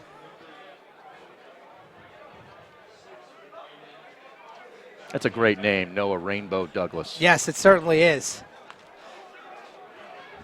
What are you going to go NRD? I don't know. That's pretty good. You hashtag that one on Twitter? I will. I do follow Noah Rainbow Douglas on Twitter, so I'll suggest that to him. 3rd and long, and going up to get it on the high throw was, I believe, again, that was Williams, right? Kaif Williams, but it was a high throw, so he couldn't really do much with it after the catch. Yeah, he had some room to run there. Now, we don't know if he'd been able to navigate it beyond the 25-yard line for the first down, but that throw was pretty high. He made a great play just to retain the catch. But it's looking like it's 3rd and 9, but the officials are congregating. We might have another mark-off here. They do. We do. Ball is right now at the 21. Yeah, that's marked off 5 yards. Yeah, that had to be another rules violation. Had to be. And the scoreboard's indicating 3rd and 4. So they do have another opportunity to get the first here, Ari. Yes, they do. So the public league catches a break. So Smith is under center. Handoff going to the outside to Mike Waters, trying to switch fields. Did not work. Chasing him down. 44, Jason Wagger out of Archbishop Ryan. And that will bring up 4th down and a punting situation. I'll tell you, Wagger did a tremendous job there, just stringing that out, keeping the running back in front of him and not letting him get beyond the line of scrimmage. What an open field tackle. And Mike Waters is dangerous, very dangerous. Yeah, Jason Wagger is, of course, from Archbishop Ryan, headed to Moravian. The Greyhounds in Bethlehem, good Division III school. You know, I know Archbishop Ryan head coach Frank McArdle very well, really trying to build a program over there at Archbishop Ryan. Nice punt right there from Ellis. It's going to be caught by Quigley. Moves into public league territory, and he dives across the 40-yard line to about the 37. So the non-public team in business and another scrum there, this time on the far side. Yeah, it's about a 16-yard return, a really nice return where he just utilized his blocks and just went straight ahead. Yeah, that was Ryan Quigley. Ryan Quigley, we're coming up at the half, and we'll talk about the Pennsylvania Army National Guard halftime report in just a minute. But at the half, we're going to show some interview clips that aired on our TV show, Varsity Voice. Again, that's coming up on the National Guard halftime report. And we talked to Ryan Quigley. Great kid, smart kid, obviously going to Princeton. And he's going to play. Yeah, he's going to play in the Ivy League, which is a fairly competitive league in the low-level Division I. So I think we're going to see some good things from Ryan Quigley as we have the official call here, a personal foul call. I didn't see who it was going to be on, though. Oh, it was offsetting. Okay. Offsetting personal foul penalties. Man, a lot of chippiness for an all-star game. It really is. You don't see this type of chippiness in the Pro Bowl. No, no. Those guys are just out there, giving a little taps on the back, helping each other out, helping each other up. Nobody wants to get hurt. This we got some pride on the line here tonight. You can see in the way it's being played. I mean, the public league, I don't know the last time they've won the game. The non-public has won, a good amount of these games. It was a close game last year, but I think the public league feels that, that they have a shot to win this year. And hey, they're up 11. Well, they're definitely playing with a chip on their shoulder, like they come in here, feeling slighted in some way. Russo's going deep. He's got Gillespie again. Oh, incomplete. Incomplete. Out of bounds. Saying he was out of bounds. Well, the official was right on top of it. Yeah, and that's on the non-public league sideline, and I don't see a whole lot of protesting, so it looks like it must have been a good call, Ari. It's a good throw, though, by Russo. Very nice throw. A lot of air under it. And you could see the type of accuracy he has on the deep ball. He puts a lot of air under it, gives his receiver a chance. So 2nd down and 10 for Anthony Russo and the non-public team. Overthrows Mike Devlin. Incomplete. That was just a bad throw because Devlin was wide open about the 32-yard line and looked like he had some room to run. Yeah, Russo not really on his game here today. Well, that's what happens when you start getting pressure on a quarterback early in the game, get some knocks on him. They start to hear footsteps that sometimes aren't even there. We're going to try and take a look here at that replay in just a moment to see if Gillespie did get in bounds or not. Oh, it's too quick. We're going to try and slow it down for you. Right after this play, Russo, that's to Mason on the far side, complete. That'll set up a 4th down and about 5. Yeah, his ball's being placed right at the 30. They got to get to the 27. We're trying to look at we can't quite see the out of bounds line, but he has the ball and his foot is not down yet. That was very close. And you know what? With the official right on top of that, he probably had the right call. Yeah, I'm going to say that's a good call simply because that sideline, all those coaches and his teammates were looking right down the line, and I didn't see anybody protest. Well, it's a big 4th down play, so a timeout is called.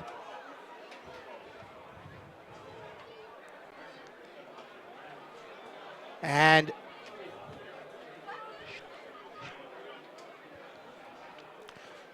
in addition to our online broadcasts, I don't know if you know this or not, Harry Mays, but we have a TV show on the Comcast network called Varsity Voice. And we have our big season finale. We normally air every other Wednesday at 6 p.m., but we have a special 1-hour finale at 5:30 p.m. on the Comcast network on Wednesday, June 1st. And you know what, Harry, we did? We followed around 2 student athletes for a day at Germantown Academy.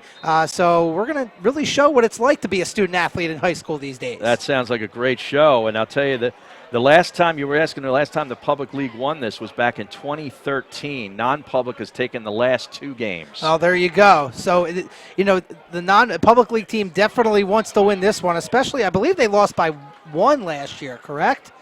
34-33. 34-33, non-public over the public. And the series stands non-public 22, public 18 with one tie. So it's pretty close. 42nd annual game. Just a phenomenal night here in Northeast Philly. And we'll take a quick timeout, another timeout on the field. The non-public team moving along, trying to get inch closer to the public league team. We'll be back here on SFBN. Hi, I'm Tommy Green, former pitcher for the Philadelphia Phillies. When I was in high school, it was very important to me to show scouts what I could do. My friends at Payroll Service Solutions are huge supporters of high school sports and the Sports Fan Base Network. If you're a small to medium-sized business in need of a payroll company, contact Payroll Service Solutions. Not only will they take care of you, they will continue to support the community. For more information, contact Payroll Service Solutions at 215-624-0922 or 866-PAY-EASY. 24-13 is your score. The public league team is the home team, and they lead by 11. 4th down and 3. Big 4th down play here, Harry Mays. Yeah, what do you think? Do you think this they keep this on the ground? Oh well, boy. it doesn't matter because 5. might have to change the play. Yeah, this could be. If they were going to run it, I think they're going to pass it now because it's going to be 4th and 8, as it looked like Mike Devlin was offsides. Well, there were 2 receivers here on the near side that were offside. So, again, we've seen that a few times tonight, and it's about getting used to, your quarterback, your offense, although Mike Devlin doesn't really have an excuse. No, he can't use that as an excuse, as he's played his entire career with Anthony Russo. But still, with the limited practice time, you kind of expect some of this. But I think we've seen a little bit more than I expected. Right. I agree. I thought there would be a little less mistakes, but so far lots of flags, including those rules penalty violations. 4th and 8. Russo has to run out of the pocket, and it is complete to Gianni Cruel on the near side, and that's a 1st down for the non-public squad. Yeah, and a great play from Russo there. He feels the pressure, rolls to his right, finds Cruel over to the near sideline, but we have a penalty, and this looks like it's going against the non-public team, which would nullify that 1st down. Wow. What a costly mistake there. Would this be another rules violation? I don't know. I mean, you're looking at what would have been, 1st and 10 right around the 20-yard line, and now they're backing it up. Oh, it's a hold. Oh, boy. That's going to be 10 yards from the spot. They're back to midfield, so now you got to kick it. Yeah, I think that's what they're going to do. Yeah, 4th and 20, I believe. Or 4th and 23 on the scoreboard. Where's Freddie Mitchell when you need him? Right. Now, I mean, if this score is the same with 3:09 left in the 4th quarter, maybe they try to go for it. Right. There, but with so much football left to play, you got to try to punt this and hopefully pin the public squad deep. So here's the punt. It's Nice blocked. block. It's blocked. The public league jumps on it, and now wrestled to the ground. But the public league squad, they are going to have the ball in non-public territory. Wow, what a play. Everything that could go wrong for the non-public team in these last 2 plays did. And I didn't quite get to see exactly who got their hand on the ball there, but it looked like Paul Sanchez, 24, was in the vicinity. I think I did see him in there as well, the Martin Luther King Cougar, who's going to ASA Junior College. Actually, ASA Junior College, I want to give them a shout-out. They're in the building tonight, and they're not only looking at the guys that they have committed, they're talking to the undecided guys as well. Absolutely.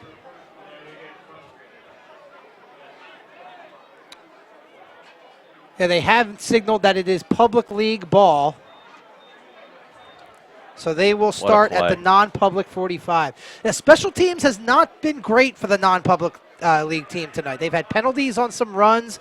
They had the missed extra point earlier, and now you have the block kick. Well, you really got to give credit to the public league team because they've done it in every facet of the game in just the first half. They've made a defensive score and a strip sack, fumble return for a touchdown. They've scored a couple of offensive touchdowns in various ways, and now their special teams makes a big play. So now Shane Smith back to work yet again. Their last drive resulted in a punt, which was their first of the day. Smith again with time. Now being rushed. Throws on the run. He's going deep. Incomplete, intended for Luke White.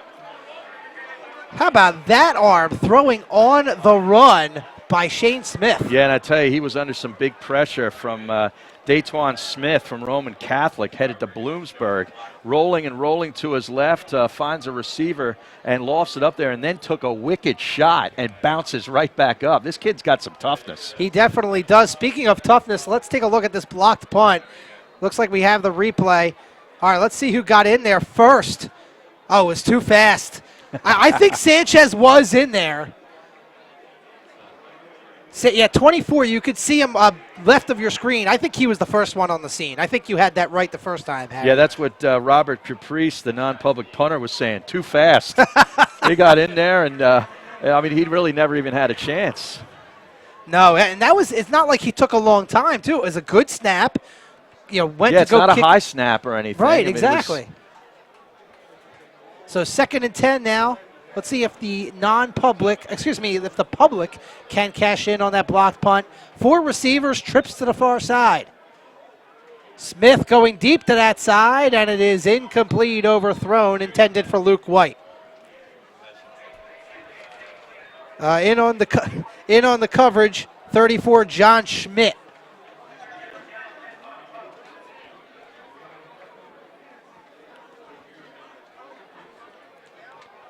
Yeah, and it looked like Joe Davis was also in on that coverage from Archbishop Wood, wide receiver and defensive back. It's well defended, but still a pretty good throw. Yeah, not bad. I mean, that was one of those throws you put in a position where either it's going to be the receiver catches it or it's incomplete. Or it goes out of bounds, yeah.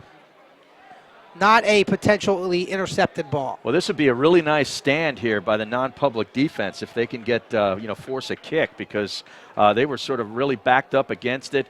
Public squad in plus territory with a first down. Now they're looking at 3rd and 10. Looks like 3 wide receivers this time. Inside handoff to Waters. Good cut up the gut, and it's a first down and a lot more. Waters to the outside. He's going to the house. What a brilliant run. An absolutely brilliant run from Michael Waters. He made 3 huge cuts on that play, one at the line of scrimmage and 2, inside the 20, and just a fantastic play on 3rd and 10. He's going to Delaware State, and I've been told, about this. Many people just raved that he is absolutely legit, was the term they used for him. An absolutely tough kid with the heart of a lion. Wow. That's a quote. He is a phenomenal player. I mean, his stats this past year were phenomenal. 1,889 yards rushing. And 42 touchdowns. So he can find the end zone. Yeah, but you saw it right there on that play. He smells the goal line. That's going to end up being our stall agency play of the game, and we'll get that up for you at our next opportunity as Ellis knocks home the extra point to make it 30-13. We're going to take a quick timeout. Non-public has one more shot, but 31 points have been put up by the Public League team here in the first half. We'll be back here at Northeast High School next on SFBN.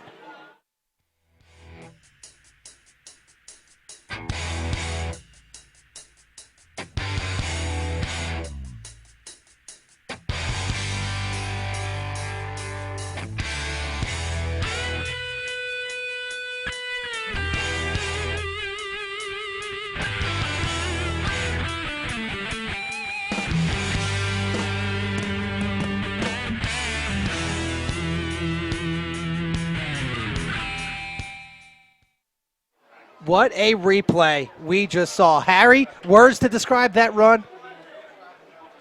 Absolutely, just he's like a joystick. It looked like you're hitting the B button on the Madden. You know what I'm saying? You're right. That was LaShawn McCoy-esque. And he's wearing number 25. That's right. How about that? Cut on a dime, Mike Waters. Again, that was our stall agency play of the game. Stahl Bonds and Insurance specializes in the construction business industry. For all your bonding and construction insurance needs, please go to their website, www.stolllagency.com. Definitely worthy of our play of the game. Absolutely. It's going to be hard to top that. And he's listed at only 5'8", but he's close to 200 pounds. Yeah, he is a big running back. And now even onside kick attempt. In a small frame. He runs big. Yeah, he certainly does. I mean, you saw those tackles he missed, and he powers over guys too. So that was just an onside kick that occurred. This is a turnover. The Public League squad has the ball. Shane Smith is heading out to the middle of the field of the huddle. What a call by the coaching staff. How about that? You know, you're up 31-13. You just struck for a big play touchdown. 2.5 minutes, just under 2.5 minutes left in the first half, and you go onside kick to try to get the ball and strike again. That's going for the throat, Ari. It really is. And Albie Crosby knows how dangerous Anthony Russo can be. They've held him in check so far. But I think the non-public was just completely they were taken off guard. And I think they were taken off guard on that 3rd and 10 with a running call. Right. You know, you're thinking 3rd and long here. Shane Smith is thrown the ball around all over the lot, probably looking to pass. They do the handoff to Waters, and he makes the big play for the touchdown. So now the Public League team gets the ball back.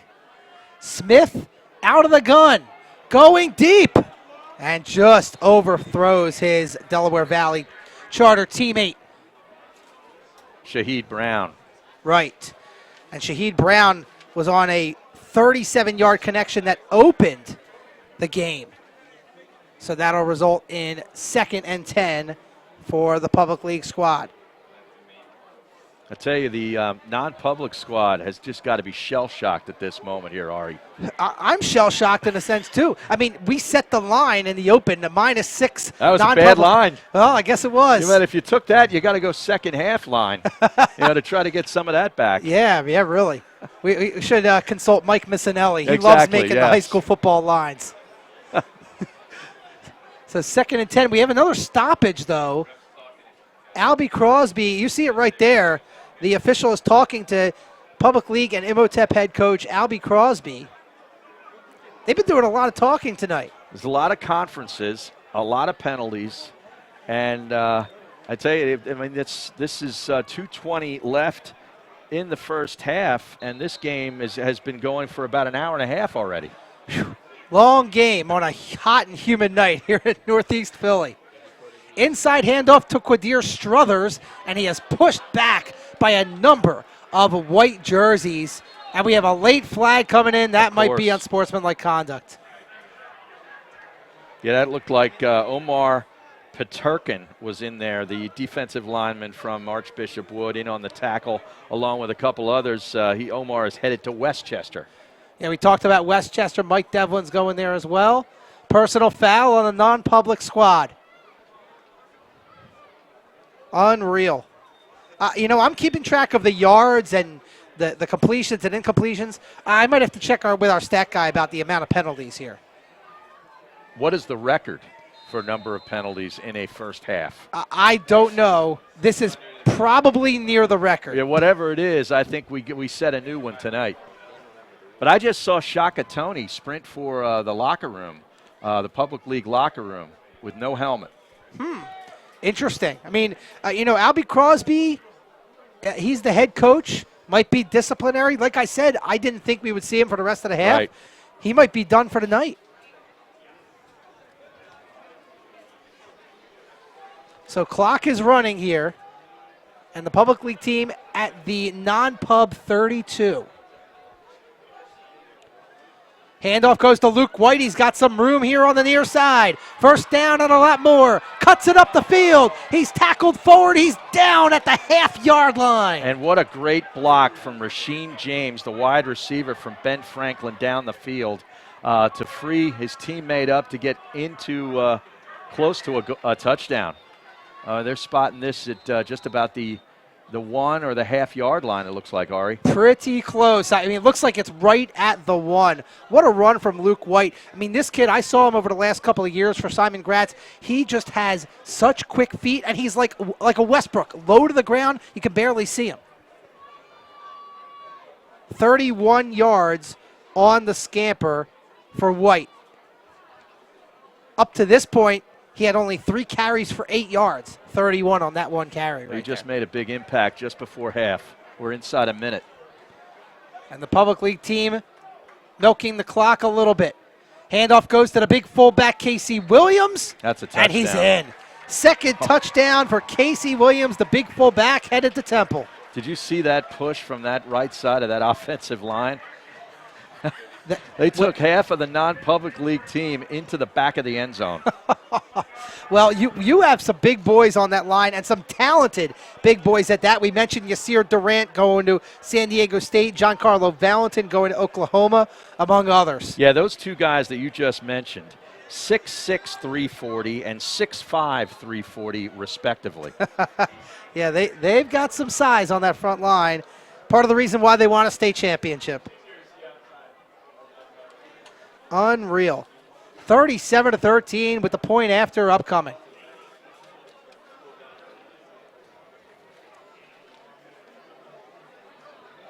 It will be DeJason Ellis again. Kick is up, straight through. Wow. Now, if you are head coach Steve Devlin and the non-public squad, you got 39, just under 40 seconds left. You're getting the ball. You just take a knee and get to the locker room to try to gather yourself and reboot, if you will, or do you try to make one big last play before the end of the half? I think it depends on this return right here. Now, if you're the public league team, you're going to be smart and squib kick it. Right. But if you get decent field position, and by decent, I mean into public league territory, maybe you take a shot. Other than that, do you really want to give this defensive line an opportunity to cause a fumble? Exactly. I don't think you do. So I think it depends here what happens on this kickoff. And we'll see what happens. But the public league team right now shocking the world of high school football here in Philadelphia, leading now by 25 here at the end of the second quarter. It feels like we've seen 4 quarters of football, Ari, in just 2.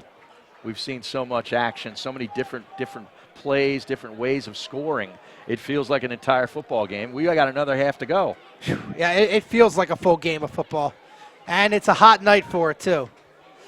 You know, I'm used to these long games in, like, November, December when it's, like, 20 up here. Right. That's when you have a space heater, in the booth for you now, right? Yeah, we need the space air conditioner.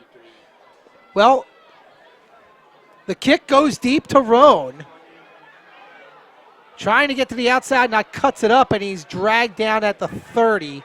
So based on that return, Harry, I would say you take a knee and head to the locker room and regroup. The 30's not good enough yardage for you to make sort of like a Hail Mary type play. Still 30 seconds left. I mean, we'll see what they do. I mean, if I were them, I would just take a knee and just get to the locker room. Because we've seen some crazy things go against the non-public league squad here in just the last couple minutes. They have not had the best of breaks tonight. It seems like the field is tilted at this point in the second quarter. So it looks like they are calling a play. You can see it on the far side. Russo is in the game. They might try a little hook and ladder here. I'm not sure. There is one timeout remaining for the non-public team.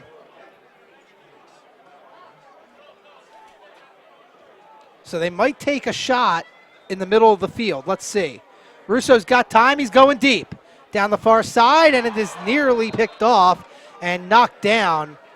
That's Prince Smith over there. Yeah, and he was looking for James Gillespie again, his teammate who's had been on the receiving end of quite a few attempts from Russo, but just overthrown.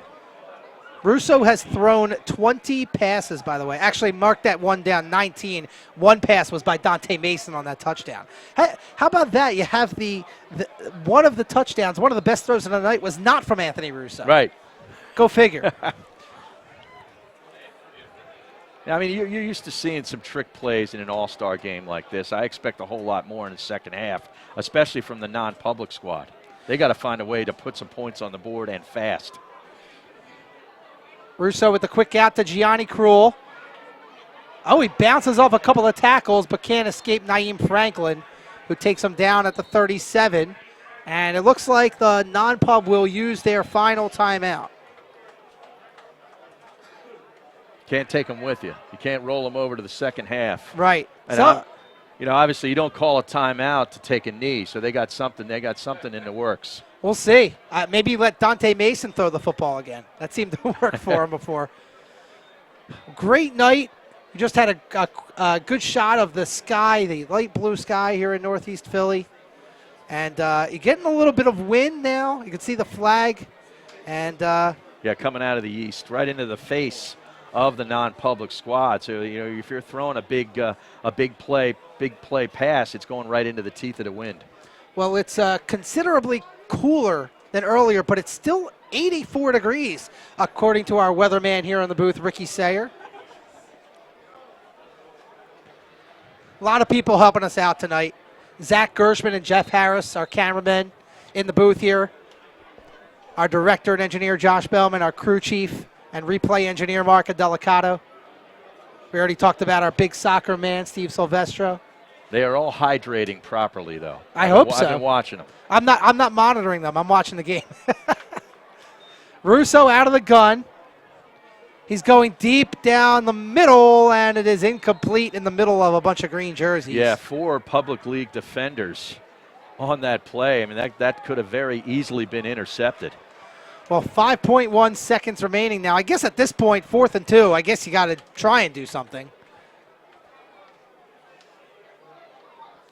Yeah, you might as well. I mean, but I tell you, Gillespie seems to be the favorite target tonight.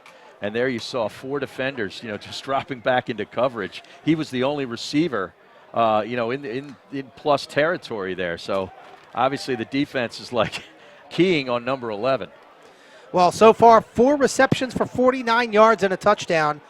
No other receiver has more than 2 receptions for the non-public league team. Trips to the near side. Ooh, and Cruel took a big hit. It's just going to be incomplete. He bounces right back up, but triple zeros. Yeah, triple zeros here on the clock. So both teams will go to the locker room here, and the non-public team, they've got a lot to talk about. Public League leads by 25. Stay tuned for the Pennsylvania Army National Guard halftime report here on SFBN, presented by Payroll Service Solutions.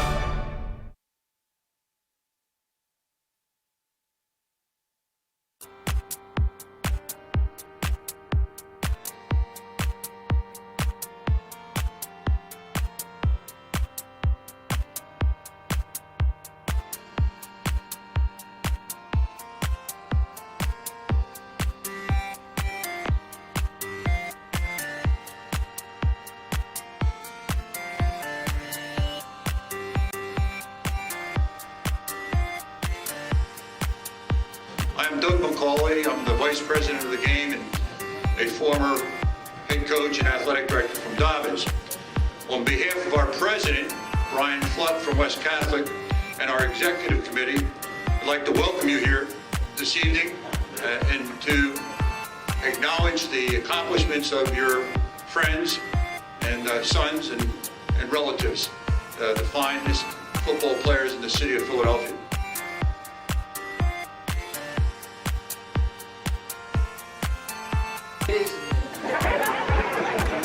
You get a shirt over there. All right, a little hand for that. Come on, we gotta go have fun. Let's eat our dinner. We'll come back.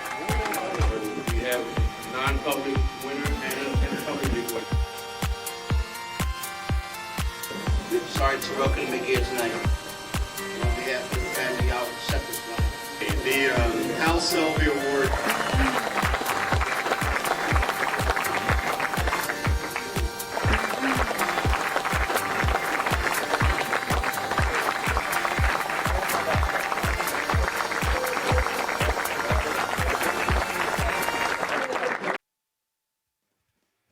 Welcome back. SFBN will be broadcasting the All-Star City football game on May 26th, and I had the opportunity to catch up with some of the players and coaches involved at the game on Picture Day.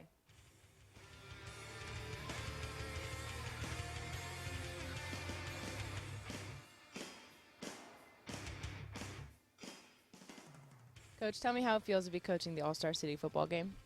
I think it's a great event. It's one of the prestigious all-star games that are around. The amount of talent that comes out of Philadelphia year in, year out on both sides, the non-public and the public, it's just tremendous. And we have kids going to all over the country to play college football, and it speaks volumes about our schools. And tell me the difference between coaching a regular football game with the program that you're with and then coaching this game. Well, this is a neat experience because guys you battle against all year, guys that you see on film, guys you play against, guys you read about. Now you're on the same team, and you get to share those memories and those bonding experiences and the relationships that the kids will build together. Okay, and tell me your favorite part about coaching the All-Star City football team. Well, like I said, it's a great event. It's so much history and tradition in this game, and being a former player and coaching and being an assistant coach in the game, it's just a tremendous thing. I think it's one of the best all-star games around, and something that I think every kid should be involved with. Okay, thank you very much. Okay, are you excited to be a part of the Philadelphia All-Star City football game, a 40-year tradition in Philadelphia? I'm very excited. I'm just very happy, very blessed to have the opportunity to partake in the game. A lot of my teammates, a lot of people that I know have partaken in the game, and it just feels honored and a blessing to be able to continue the tradition. It's awesome. I really can't wait to compete in it. Get to play with a great group of guys, great group of coaches, and something with so much tradition. It's just going to be an awesome experience to play in it. I'm excited that in my last year I'll be playing with a couple of people that I went against during the season, so it's going to be a fun experience. Like now that we're going to have chemistry together before we go to college. Yes, I'm extremely excited from where I come from, my school and everything. This is it's a blessing, the whole process. Okay, now tell me your mindset going into this game. Are you in it just for fun? Do you want to win? A little bit of both? It's a little bit of both. I mean, anytime you play a football game, you definitely want to win, but it's fun. It's an all-star game. It's going to be a lot of fun. My mentality is to win, but to have fun. Like not as a regular season, but I still want to win, but I want to have fun and to go on to go to college. So I don't want to get hurt. So just to play hard and have fun and play with it. It's going to be a nice experience to play with different running backs, to block for different running backs and everything.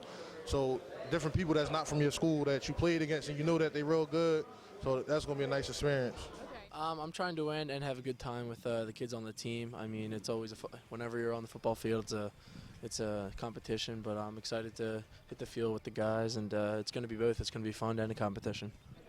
Well, it's like half and half. Like it's more so because I love the game so much. I want to have fun, but it's hard work that comes before that to make the having fun process better. I'm used to winning. I love winning, so I want to go in the game. I want to win. I want to dominate.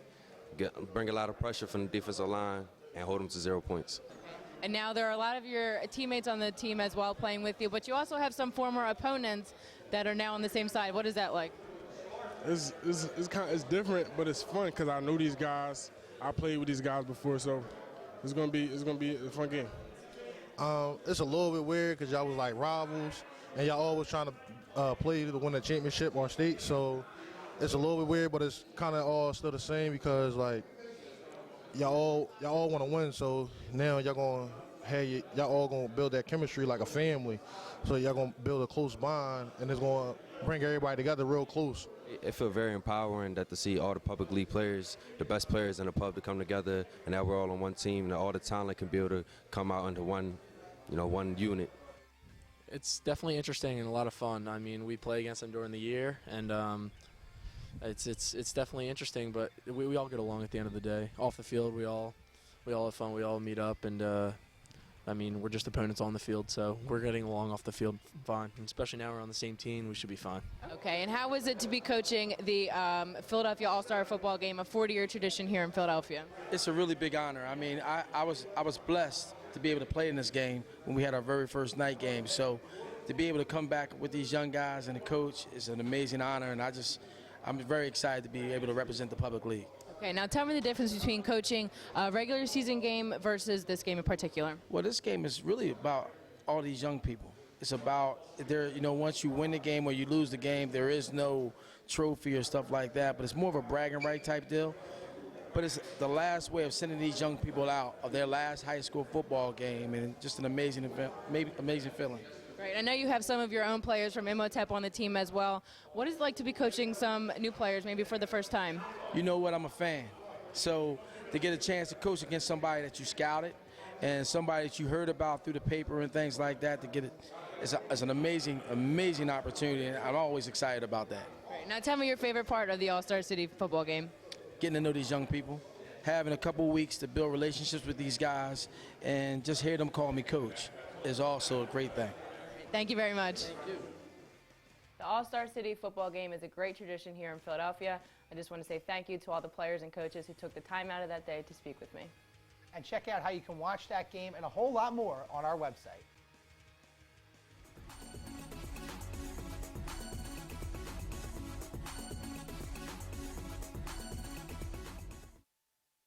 The Sports Fan Base Network, this area's leader in high school sports broadcasting, is continually bringing you the most in-depth coverage. Join us for Varsity Voice every other Wednesday at 6 p.m. on TCN, where we'll have interviews with players, coaches, writers, and more, plus analysis, highlights, and in-depth features on major topics in the Delaware Valley high school sports community. Tune in every other Wednesday at 6 p.m. on TCN for the best high school sports show around, Varsity Voice, presented by SFBN.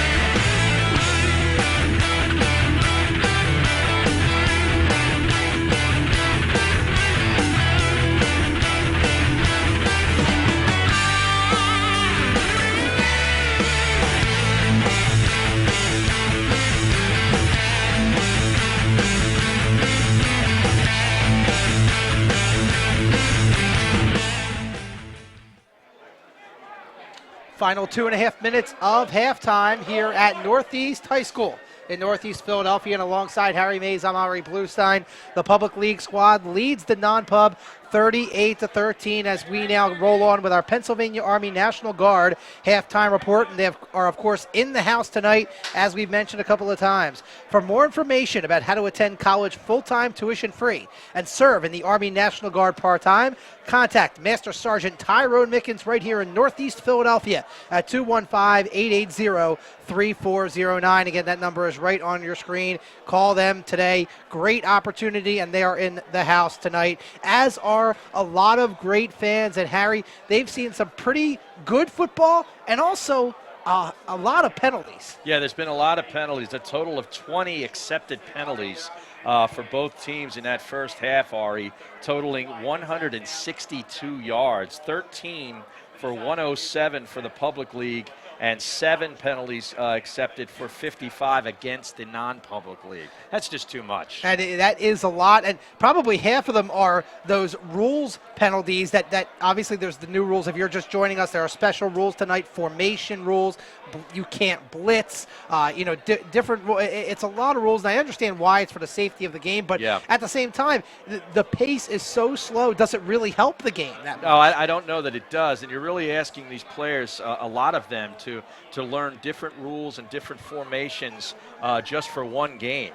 They're getting together with other players that they don't typically play with. They're playing for different coaches. It's for a celebratory game, and you're asking them to really remember a new rule book. Exactly.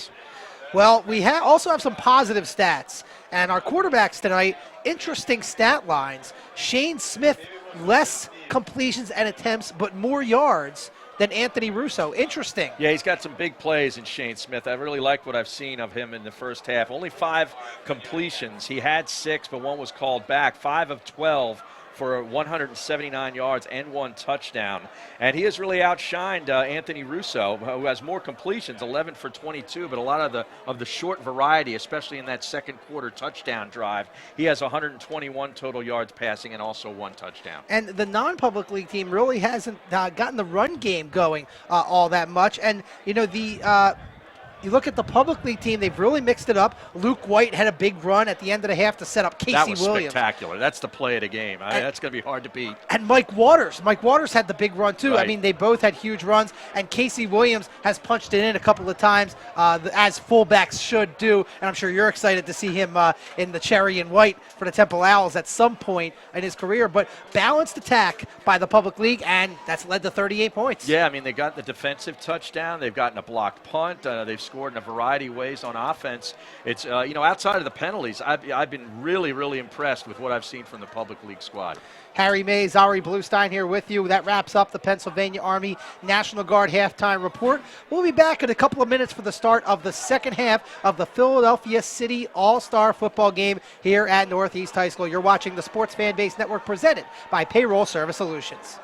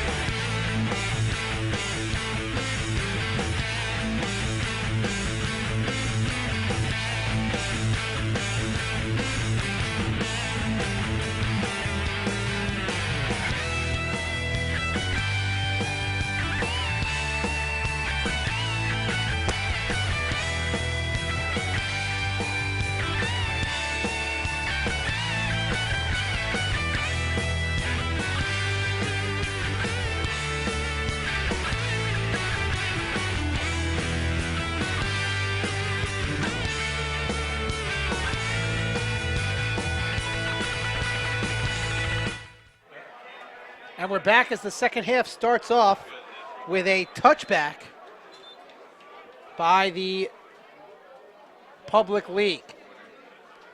So the non-public team will get the first crack at it here at the second half. And Harry Mays, as we just heard from some officials with this game, they're going to switch to an NCAA clock. Okay. And, that means the clock will run a little bit at a faster pace. And it was a mutually agreed upon change by both locker rooms. I think it's a good change here. Yeah, so once the ball is set after a first down, the clock will start to run. Yes, I believe that is the rule. In high school, I believe it does not start until the ball is snapped. And the chains are moved, I guess. Right, yeah. exactly. So we'll see. Hopefully the pace picks up a little bit. Hopefully we have less penalties. I mean, how many penalties? It ended up with like 20 20 penalties. accepted penalties. That's insane. Combined. Here's a pitch to Khalil Roan. He's got some room on the far side.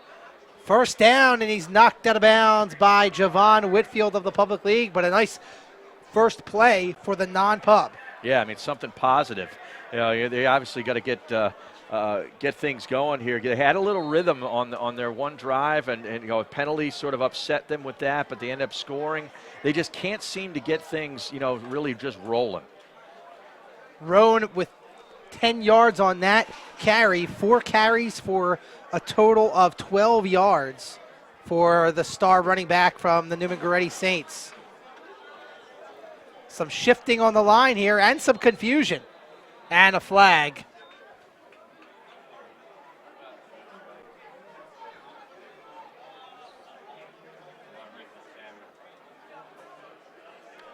We'll see what this is all about. I would venture to say, has there been a minute of game time run without something blown dead?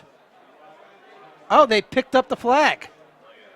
Well, you might be right about that. Yeah. I don't know. Whether it's accepted and not, or if it's marked off as a penalty, there seems to be just a stoppage basically every 2 or 3 plays. The only drive that may not be true was that long drive that the non-pub had that led to the 10-yard touchdown by Gillespie. That was a nice 5-6 minute drive. So he might have had some movement there. But that might be about it there, Harry. Same play, pitch to the far side to Roan, and this time the Public League stands him up after a gain of about 4.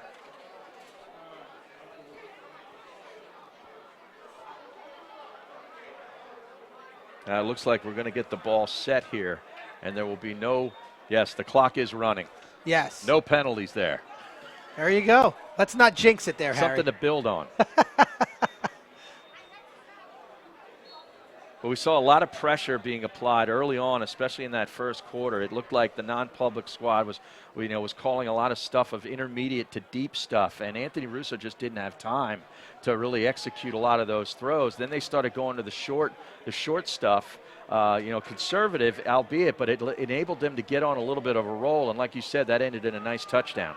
Well, they are really sticking with the run, and up the gut. That's Quigley off to the races.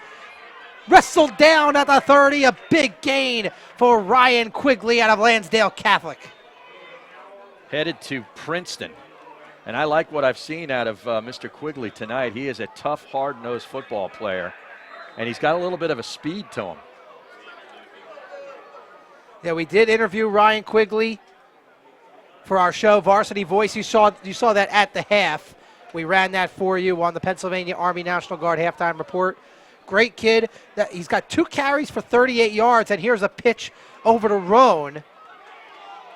Bounces off a couple of guys. He took a couple of big pops and got the ball inside the 25. Nice carry. Very nice carry from the Newman Goretti St. Khalil Roan.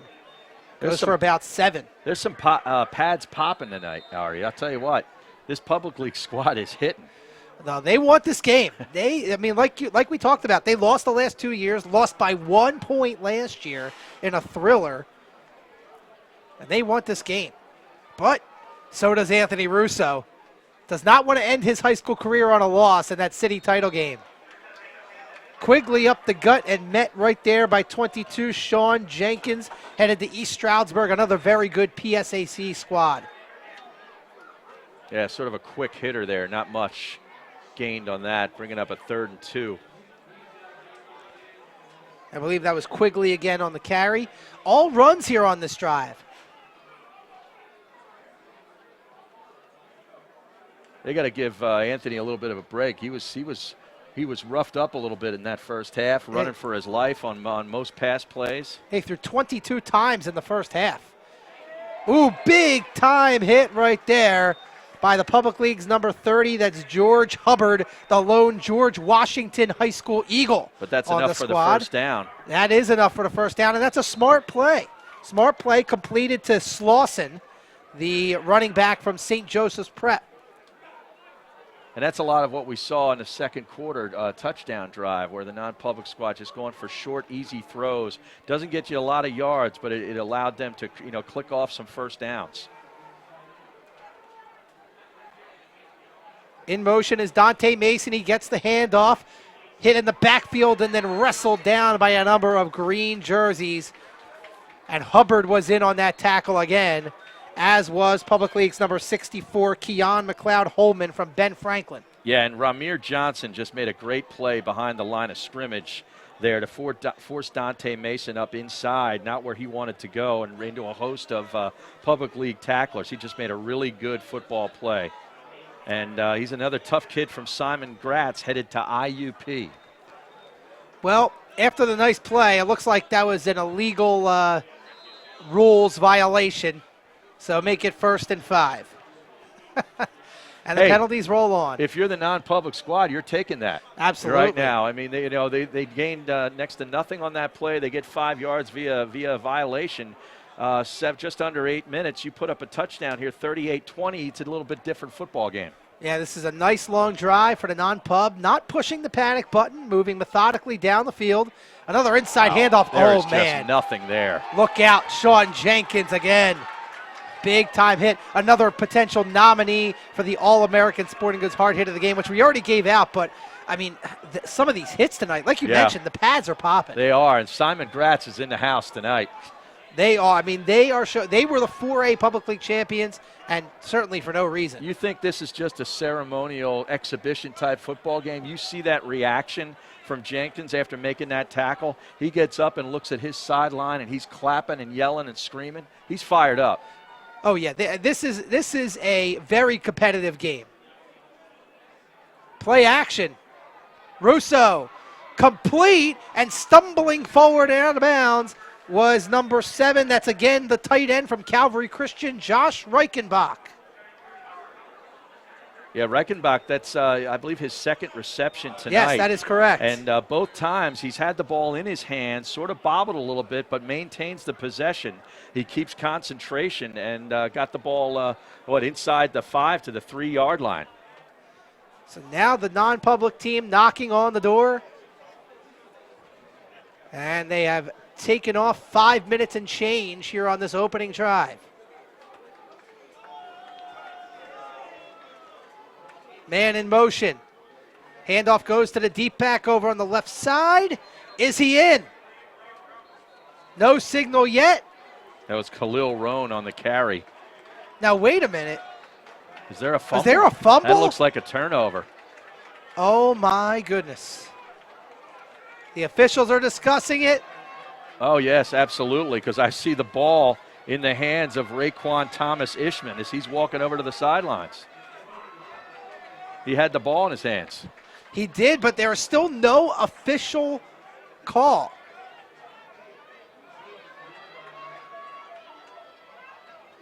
First down, Public League. What a huge turnover. Just when you think the non-pub is going to get right into it, it's a turnover. Just took it away. That was number 23, Khalil Roan on the carry. And I don't know what happened in there, but the football changed hands somehow, and the big man, Thomas Ishman, comes out with it. Well, he was stacked up by a host of Public League defenders, and I'll tell you what, good coaching staffs, they know what they're doing. You get a running back or a receiver stacked up, you just start ripping for the ball, and I think that's what happened there. And we have another flag on the field. Go figure. Good shot of it from our sideline camera.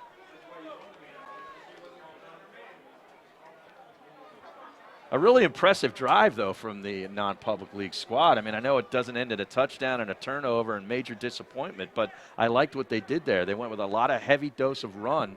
Got some penalties to go their way, but I liked what I saw until the final play, and you got to credit the public league squad. Hold on a second. Now we might have another change of possession We've as had a a result reversal? of the penalty. Maybe there was a penalty seen by the sideline officials. I think the non-pub is keeping this one. This game has been nuts. Yeah, here comes Anthony Russo for the non-public squad. Unless he's playing safety. No. Matt Rule just called the press box. There's no way he's playing safety. Well, it's down at the 1, so I guess make it a 3-yard run for Khalil Roan. Yeah, it's 1st and goal. Wow. Another heavy set. Quigley. Did he power forward? He's in. Touchdown. Touchdown, Ryan Quigley, and non-public catches a break, and they put another touchdown in the books. This is where you'd really like to have an official mic'd up to know what went on there, because that we saw what looked like an obvious fumble recovery by the public league squad, giving them possession about the 1 foot line. Then we see a flag on the ground. The officials convene. They come back and give it to the non-public squad with a 1st and goal, and they score a touchdown. Well, the one positive out of that drive, at least for us, Harry Mays, non-public took 6 minutes and 6 seconds off the clock. What are you trying to say? I'm trying to say it's after 9 o'clock, and I'm ready for bed. It feels good in here now, though. It's gotten a lot cooler. The breeze has picked up. It does. As the extra point is up and good, it definitely feels good in here. And, if you want to feel good, you got to go to Physical Therapy and Wellness Institute. They are phenomenal. They've got a ton of locations. They've got a new one coming in Harleysville. And, just like football players want to get faster and stronger, PTW has a new way to improve your body. It's the NASA technology anti-gravity treadmill. Call PTW at 215-855-9871 to arrange a tryout at one of their locations. They've got 10 doctors of physical therapy, as you caught the Mr. Softy truck trying to come in here and sell some ice cream. No referral is needed for PTW, and they're open early at 6 a.m. and late at 7 p.m. So you can find time to fit and go to physical therapy and wellness. Yeah, I got to avoid the Mr. Softy and get on the anti-gravity treadmill. There you go. and learn more about the anti-gravity treadmill and all the services that PTW provides at ptwinstitute.com. They are practicing industry best standards since 2002. Well, we mentioned PTW. They're big fans of wood football, and if they're watching tonight, they've got to be pretty happy with that last outcome. Non-pub, they're back in the game, down by a couple scores still, but at least they're back in it. Yeah, now you're down, it's a 3-score game. You're down 18 points. There's still just under, just halfway through the third quarter, so still a lot of football to play. You come out here, get a nice stop, force a 3-and-out, force a punt, and, who knows what can happen, because, we've seen 2 different drives, starkly different drives by the non-public squad. We see a short passing drive where they just executed basically run plays through the air with short passes, sort of a West Coast offense type approach, some easy throws, got in a rhythm, scored a touchdown. Now we saw one which was heavily run-induced. Now, we talked about the special rules, and we've seen it all night. Here's the one that I thought was very interesting that's being put into play right now. Mm-hmm. Non-public is down by more than 14 points. 18, so they have chosen to, they have elected to use their one-time option to keep the ball. Like you said in the open, a make-it-take-it opportunity. And in a game like this, that is a huge opportunity. You know what? I would love to see them try and implement that into the NFL. Oh, yeah, that would be great. That's just what they need is more rules in the NFL. But, yeah, this is a one-time rule, and I tell you got to make this count now. You're going to get the ball back with this crazy rule. Use it to your advantage if you're on the non-public squad side. Another touchback there. That's to Jason Ellis. He's been phenomenal. He really is. And we've talked about the kickers, right, tonight. Gallagher missed an extra point, and Ellis has been perfect on extra points and hit the 25-yard field goal. That right there, just in the kicking game, makes this a 3-score game as opposed to a 2-score game. Yeah, and you don't see a whole lot of field goal kicking typically at the high school level, but both these guys, Joe Gallagher from Father Judge connected on 4 field goals along with 24 point afters last year for the non-public squad, and then you have Jason Ellis. He kicked 3 field goals himself, and I've really been impressed with the strength of his leg. Yeah, that was, I believe, his 3rd touchback of the night. Yes, it was. 3rd touchback of the night for Ellis. So here we go. Non-public has the ball back. Yeah, I mean, if I didn't know that rule, I would be like, what is going on here? Nice burst off the left tackle by the non-public team. I think there was a message sent from Coach Devlin and his staff to his offensive line at halftime. He got sick of seeing his quarterback running for his life and said, look, we're going to let you run block.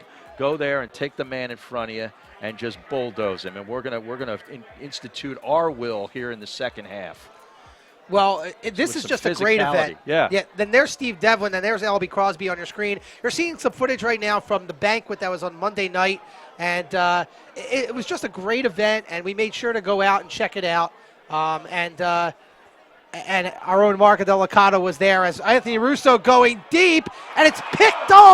Nearly picked. Should have been intercepted. That ball was underthrown. It was underthrown. I believe that was Naeem Franklin from Frankfurt, and he's holding his helmet. He knows he should have picked that one off. He's been, in and around a lot of big plays tonight, both offensively and defensively. But yeah, I mean, that's there where Russo does have a lot of time in the pocket. He wasn't under any pressure and really just underthrew that football right down the middle of the field. Again, he's going into a breeze a little bit, right? But still, that ball needs to be that ball needs to be in the hands of his guy. Again, as you watch the gameplay on your lower part of your screen, you see the highlights of the banquet top part of your screen as Khalil Roan gets the run, and he runs for a first down. And we talked about this is the 42nd annual game, Harry Mays, and you see the Eagles logo on that banner. This game was held at the Vet, I believe, back in the day, also at the Link. And this just is a game with a ton of tradition.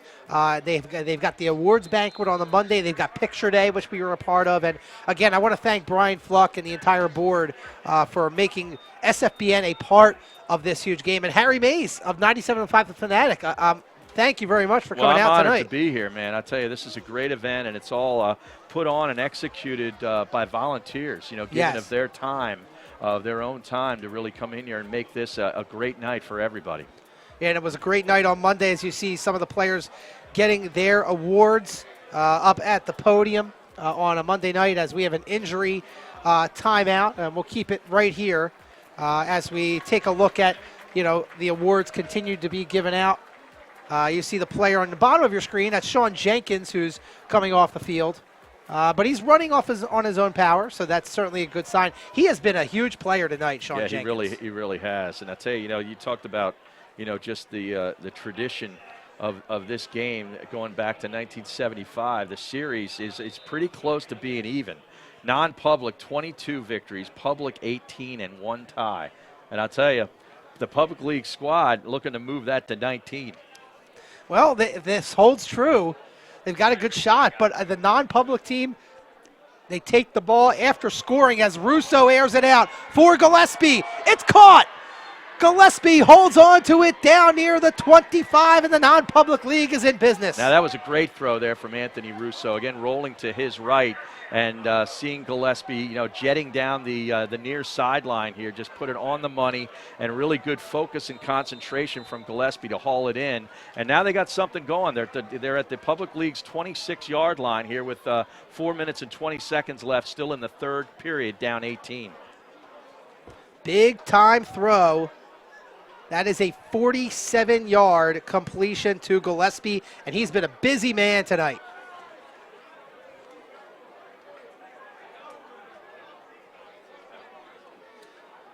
Handoff to Roan, trying to get to the outside, not having it.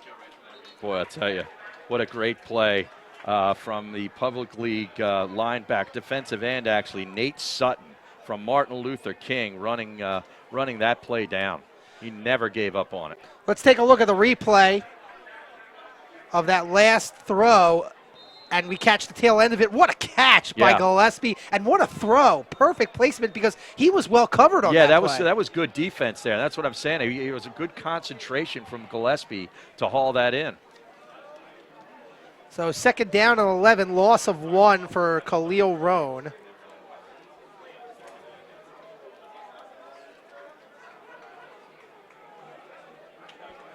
Russo in the shotgun. Deep down the middle. That's caught. And it is caught. I believe that's Slauson again from St. Joseph's Prep. Got the ball down to the 6-yard line for another first and goal. They're marking it actually at the 7, so it'll be first and goal for the non-public. 20-yard completion to Slauson. And the public league team hasn't even touched the ball yet here in the third quarter, using that interesting make-it-take-it rule to their advantage. Hey, if it's within the rule books, yes, use it to your advantage. Why Take not? advantage of it. Why not? You could be looking at possibly 38-27 here. Handoff to Quick. No, Russo still has it. And he slides. Smart slide. That was a nice little fake. It really was. Just did not work out. He faked me out, I can tell you that. And then, Anthony Russo running for his life over to the far side and choosing the smart play, not trying to make too much and get into the end zone, just slid down inside the 5-yard line. A 2-yard gain on the play officially for Russo. I mentioned that Anthony Russo is skipping the Big 33 game to play in this game, but he is also an Elite 11 invitee, which is a tremendous honor when you look at some of the other guys going to this special camp on July the 5th. I mean, look at these signees. We've got Jacob Eason, who's going to Georgia. Felipe Franks going to Florida. I mean, you look at the colleges where these kids are going. Texas A&M, Penn State, Arizona State, Michigan State, Louisville, Nebraska. Now you got a Temple representative in there from How about that? Archbishop Wood. It's got to be good for Coach Rule and the Owls. Fullback handoff. I believe that was Quigley. Gained a couple. And it'll be second and goal. I mentioned Penn State, their representative quarterback in the Elite 11. The incoming freshman is Jake Zembiak. At Penn State, we mentioned Shakatoni, who left the game earlier in the first half. And they have quite a few guys from the Philly area from last year's City All-Star football game. John Reed, who went to St. Joseph's Prep. And Jake Cooper, who went to Archbishop Wood, as Khalil Roan gets the pitch, cuts it up. He's in. Touchdown, non-public, and they are right back in it after 2 straight scores. Taking full advantage of the special rule where when you're down 14 or more after your score, you can choose to receive the ball again on a one-time only, and they take advantage of it. They go 80 yards, Ari, and now it's, 38-26. With still 1 minute and 4 seconds left in the third quarter. Yeah, that really, I think if you're Albie Crosby, the head coach for the public league, you had to expect that would happen. Right. You have to prepare your defense. But, the defense has been on the field, except for the kickoff, I should say. They've been on the field for a long time. And the extra point is good. On a hot, humid night, too. So yes. We'll see. We're going to see what they're going to have left, in midway through the fourth quarter. We'll see, if sort of they're dragging a little bit. Well, now it's going to be up to Shane Smith and the public league offense to keep the defense off the field and give them a little bit of a break. And, Harry, you mentioned it's a hot and humid night. Well, our Rita's Water Ice stand, they were busy tonight. One of our sponsors, the Rita's Water Ice of Warrington, and my good friend Bill Stanky, his son and daughters went to Northeast High School, so he's back here selling some water ice. Rita's Italian Ice, though, is more than mango, cherry, lemon, and chocolate. Do you really know Rita's? Well, try Rita's all-new natural pineapple, strawberry, banana, and orange with more fruit and less sugar, or try Dr. Pepper or Swedish Fish. Rita's new ice flight holds 4 different 4 different flavors at once.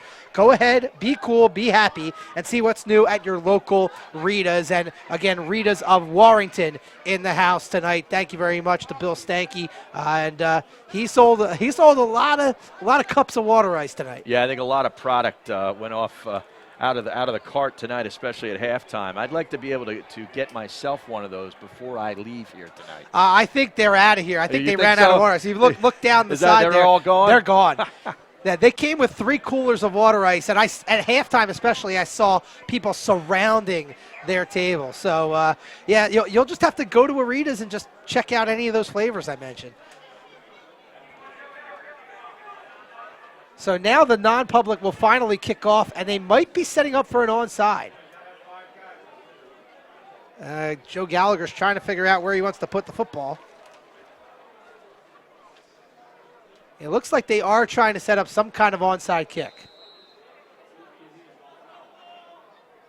It's a squibber. I believe the public has it. It did go 10 yards, but yes, Public League maintains possession. Good job in there. That was number 4, Javon Whitfield, the defensive back from Simon Gratz, who is headed to Lockhaven. There he is right there, hobbling a little bit, but a nice play by Whitfield, who's been all over the field tonight. He's really been active. Yeah, and like you said, he's going to Lockhaven. 10 players and counting. They may end up getting more after tonight. Who knows? Are heading up to Lockhaven. Lockhaven, a program on the rise in the PSAC. Quite a few future PSAC participants tonight. Westchester, East Stroudsburg. I believe we have a couple Bloomsburg in there as well. And a lot of Lockhaven, as you mentioned. Yeah, as I was doing my game prep, Harry, I realized that I was putting in a lot of Lockhaven. Mm-hmm. Yeah, there's one headed to Shippensburg. I spent a couple years out at Shippensburg. Oh, okay. They've got a good program, too. They do, yes, as does East Stroudsburg. I think we have one going to East Stroud. Kutztown pretty good, too, as well in the PSAC. Shane Smith back to work.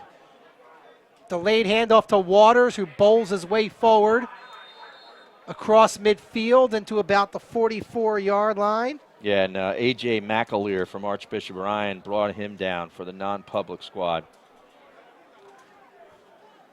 He picked up a nice chunk of 6 yards, though. Yeah, and Waters, of course, had our phenomenal play of the game, stall agency play of the game with that 45-yard touchdown. That was on a 3rd and 10. Yeah, I really think, late in the half, 3rd and 10, I really think he caught the non-public squad really off guard on the play call, and then he makes a couple of jukes and breaks a few tackles, ends up in the end zone. This might be the final play of quarter number 3 as the clock is winding down. Handoff goes to Luke White, cuts it up inside, follows his lead nice blocker. First down. And it's a first down. Not a bad guy to follow in the big Yasir Durant up the gut. Yeah, absolutely. It's easy to get lost behind him. Especially when you're as little as Luke White. Luke White specs 5'8", 175. Yasir Durant 6'6", 340. Yes. Yasir Durant could block out the sun. and you're a little running back. You just tuck yourself in behind him. The defense doesn't even see you. We could have used Yasir Durant earlier when we were setting up here at Northeast.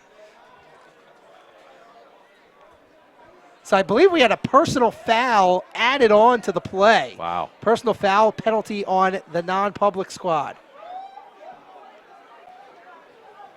The ball's going to go all the way up to the 23.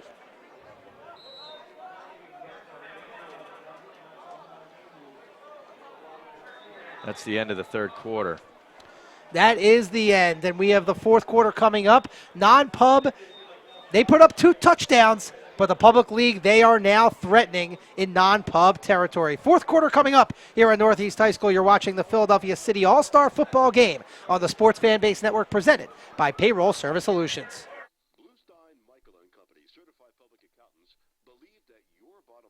Is as important to them as it is to you. Why? Because they care about the things that you care about. Whereas most accountants can take your numbers and put them on financial statements and tax returns, Bluestein and Michael work with you through the year to help you solve problems by providing sound professional advice. They enable you to make key business decisions, and they are with you throughout the entire year, not just tax time. Bluestein and Michael are not just hired hands. They are part of your team, and they provide professional service when you need it most. Bluestein and Michael specialize in accounting, tax, and consulting services for small businesses, primarily for the construction industry. If you're looking for yes men, hire someone else. But if you want sound advice from service-oriented CPAs, then you'll want to call Bluestein and Michael at 215-635-3200. That's Bluestein and Michael at 215-635-3200. The streets of Northeast Philly. And it's a nice night. A lot of people out for a drive. We saw some Mr. Softies driving around these streets. As we now back to the game action, and it's a touchdown off your screen to Nasir Upshur. And that was the first time we heard from Upshur. And I think the public league even caught our crew by surprise. Yeah, Quick they did. Play. I tell you, a really nice pitch and catch there from Shane Smith to Nasir Upshur, sort of on a slant across the middle. And he just takes it in stride right into the end zone. We were waiting. I mean, it took him until the fourth quarter to get him involved in the offense. The big kid going to Florida State. I think we're going to see a lot of him on Saturdays. I think we will too. I mean, you talk about interest in Nasir Upshur. He had over 35 offers from big-time Division I schools. Yes. I mean, we're talking the Bamas, the Michigans, you know the usual suspects. He ends up going to Florida State. All right, so we actually did have our end zone cam. We'll see if we can get a good shot of this replay. You see they're lining up right now.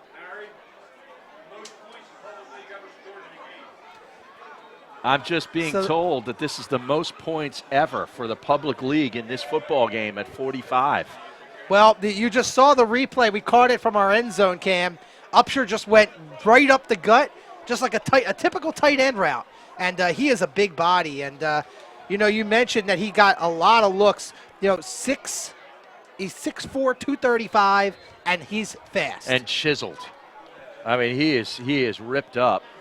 And I know Michigan was might have been in there, you know, fighting towards the end, but Florida State and Jimbo Fisher are getting a good one. Well, you mentioned, Harry, the 45 points that the public league has scored with that last touchdown by Upshur is a record for the public league. And they have just put on a display tonight. They have just been unbelievable. I'm looking at their drive charts, and they punted once. Touchdown, field goal, touchdown, punt, touchdown, touchdown, touchdown. Yeah. Talk about efficiency. And then blocked a punt and then scored on a defensive touchdown. That's right. They've done it in all three phases. And still, you know, committed, or there was 13 accepted penalties against them in the first half, and they overcame all of that adversity. It's been an unreal type of game, and, you know, the public league, other than the penalties, has been pretty solid tonight. Here's Ellis. Oh, that ball's going to roll out of bounds. And I believe that ball is going to come out to either the 35 or the 40. I forget the high school rule, but it is going to be advanced. Yeah, and that's just an unfortunate error there, unforced error really, because you get the touchdown back. You're still up 3 scores at 18 points, but now you've given the non-public squad just really great field position. Oh, you see the flag? We've got some wind action. We don't really feel it here in the booth, Harry Mays. No. We'd like to open up this side window here. Maybe we'd feel it. Oh, you have to take a chair and break it open here. I feel like it's bulletproof glass in here now. Yeah, they're going to spot this at the 35, Ari. Yeah, I believe that is the rule for high school football. So good field position here for the non-pub, and struggled in the first half, but scored on their first 2 possessions in the second half. So we'll see what Anthony Russo can do. I mean, this game is not over yet. Oh, they're going to do the wide receiver pass again. Mason decides to keep it on the ground, and he gets tackled forward for a few. But fool me once, shame on you. Fool me twice, shame on me. Yeah, they really lined up in a tight formation, and sort of get that jet sweep type of motion and give the ball to Dante Mason. He set up. He looked like he wanted to throw. Nothing was open. He tries to bring it down and run. He got 3 yards, and now I just saw another penalty flag dropped onto the field here, Ari. Just when you thought you could get to third down or second down, they throw another flag. It's going to be on the public league team. So wipe off that run by Mason. We're just laughing up here in the booth. It's almost comical at this point. Yeah, they marked off 5 yards, so it's going to be, looks like a 1st and 5. The funny thing is we talked to officials before the game about these special rules, and they said they lowered the amount of rules. Really? Yes. Can you imagine what it was like last year? Russo to Mason across the 50, and that's going to be a first down, the pass to Mason. And that'll be at the Public League 45. It's a nice little simple route, and Russo put it right on his hands. Mason's got really good hands. He's really been a nice weapon for the non-public squad here tonight. Again, out of Bishop McDevitt and headed to Lockhaven. Russo, quick hit to Mason. Mason again. Slides out of bounds. And again, this is what we saw maybe in like the second quarter. The quick hits to those receivers on the quick outs. Where he was using Mike Devlin a lot in that first half. Now he's going to Dante Mason out of Bishop McDevitt. Now Mason did not get out of bounds, so the clock is still running. We're just going under 10 minutes.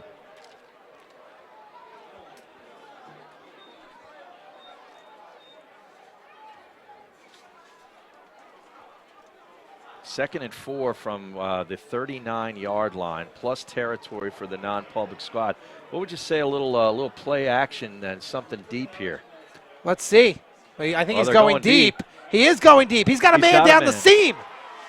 Tackle down inside the 5. That was Michael Slauson on the reception, and non-public is in business again. Well, really great route run by Slauson there. There was no play action fake. Russo, just dropped straight back and just delivered the football right on the money. First and goal at the 3, a 36-yard pass completion to Slauson. A little easier to find those receivers when you're not running from defenders.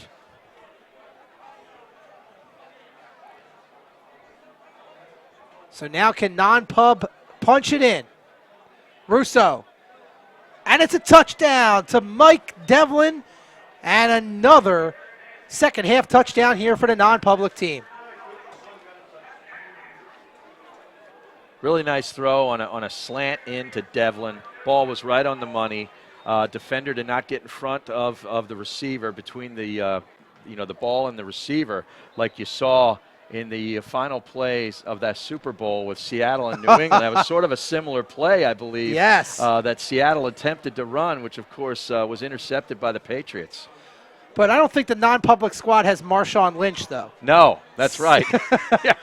Changes the game a little bit. A little bit. So with the score 45-34, only an 11-point spread, a lot of offense tonight, and a lot of running. And you could do a lot of running also at our sponsor, the Northeast Racket and Fitness Center. They've been serving the greater Northeast community since 1974. It's the area's most complete family-oriented facility, offering many adult and children's programs, including 5 summer day camps for children 5 years old through teens. Stop in at the corner of Crewstown Road and Grand Avenue in Northeast Philly and ask about our 1-week complimentary trial memberships. Again, that's Northeast Racket Club and Fitness Center at Crewstown Road and Grant Avenue. Great deals, and right around the corner, especially if you live here in Northeast Philly. The wind's still going, and hopefully the people out in the stands are enjoying the breeze, because we are not here in the press box. But a great crowd here tonight, Harry. Yeah, it really is, and they deserve some cool breezes here late. They've They've seen quite a football game and have endured some severe temperatures. But they've been treated to some really big plays, some crazy plays, some wild action here tonight. You've seen it all. They certainly have, and a lot of them still hanging around here tonight. Yeah. This guy's still got a lot of football left. Well, yeah, I mean, this is now a 2-score game, with still over 9 minutes to go.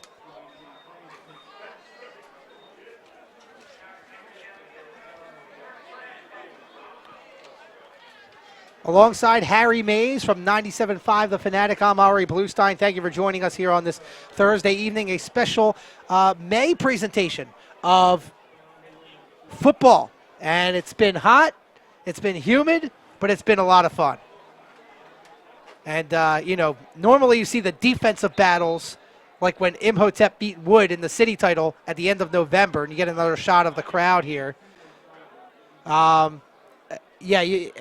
You normally get those cold games in November, and as expected here, high-scoring game in May. Yeah, I mean, this is what's to be expected. This is what you'd want to see outside of the penalties in sort of an all-star game fashion, where the offensive coordinators letting their kids, make some big plays, take some chances, sort of, let it all hang out on, for both sides.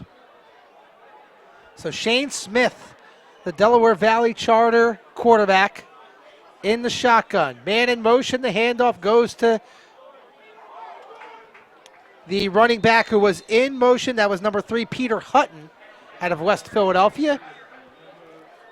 A good gain of about 5 yards. It's another jet action play. We've seen a lot of those tonight, and he cut it back up to the center of the field and actually picked up 5 good yards, bringing up a 2nd and 5. And now if you're the public league team, Harry, I think your job at this point is eat the clock. Yeah, be deliberate. Run these plays off as slowly as possible. Take your time. And it's going to be up to this non-pub defense, especially the front 7, to get a stop. Stop the running attack. Get a turnover. Get a turnover. That would be even more big for the non-public team. Again, the public league team spreading it out. Smith is back to throw now. He's going deep down the middle.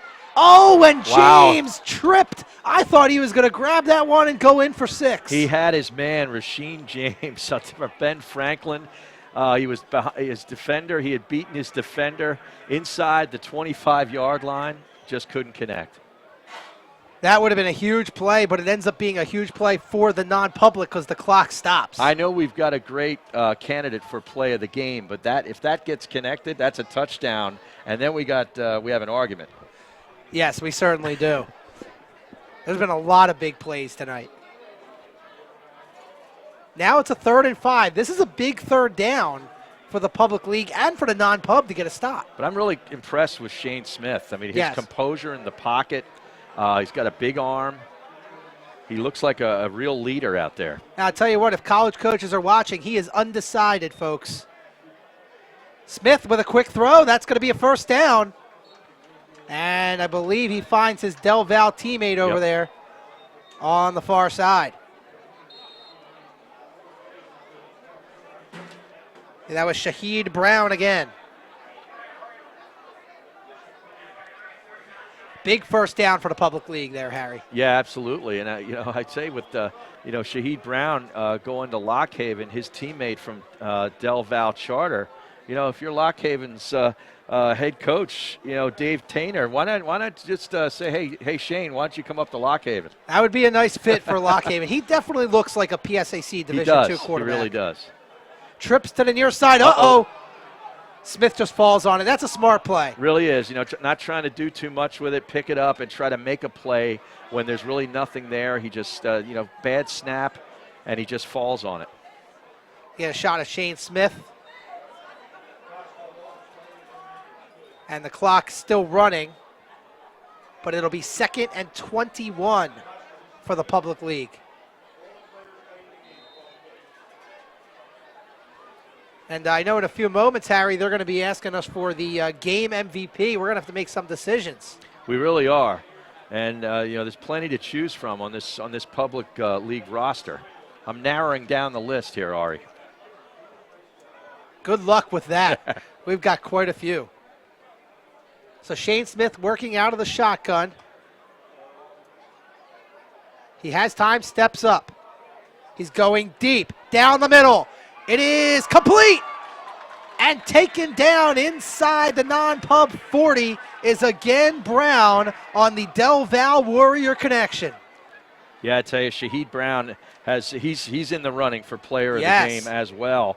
And it was pretty well defended from the non-public league squad. I'll tell you what, there was just a great throw from Shane Smith. 39 yards on the completion. And that was just, a play after a bad snap, which puts you in a long, yardage situation. What do? They come right back down, make a big play. And the clock still is running. And another score would probably put the nail in the coffin here. I agree with you. Now, both teams still have 3 timeouts, so that could be a factor here at the end of the fourth quarter. Luke White. Oh, he tried to throw it back to the quarterback. It's a throwback pass, trying to find Shane Smith, and that ball was severely underthrown and almost intercepted. That would have been a pick six. That would have been a pick six. Ryan Quigley, the Princeton commit, was right on top of that. He sniffed that one out. That would have been huge had Quigley been able to jump that route. If he jumps that and gets that ball, he is gone. Nobody's going to catch him. And then you're looking at a 45-40 game with an extra point. Yes. Well, probably it would have been a 2-point conversion. To get within a field goal. Yeah, exactly. But it stands as an incomplete pass. You see Archbishop Woods, number 54, Omar Peterkin, kneeling right now on the ground. But that's what you got to love about these all-star games, Ari. Here you got, the public league squad with an 11-point lead and the ball late in the game, and they're running a trick play. Yeah, like you said, throw the kitchen sink. Let's just do it. Who cares? Let's go. We ran this play in practice. It worked. Right, we're calling it right now. Well, the public league team is going to try and call another big play as they call their first timeout of the second half. So we'll step away real quick here on SFBN. 5:25 remaining. Don't go anywhere. We've got a good one here on the Sports Fan Base Network. The Sports Fan Base Network, this area's leader in high school sports broadcasting, is continually bringing you the most in-depth coverage. Join us for Varsity Voice every other Wednesday at 6 p.m. on TCN, where we'll have interviews with players, coaches, writers, and more, plus analysis, highlights, and in-depth features on major topics in the Delaware Valley high school sports community. Tune in every other Wednesday at 6 p.m. on TCN for the best high school sports show around, Varsity Voice, presented by SFBN.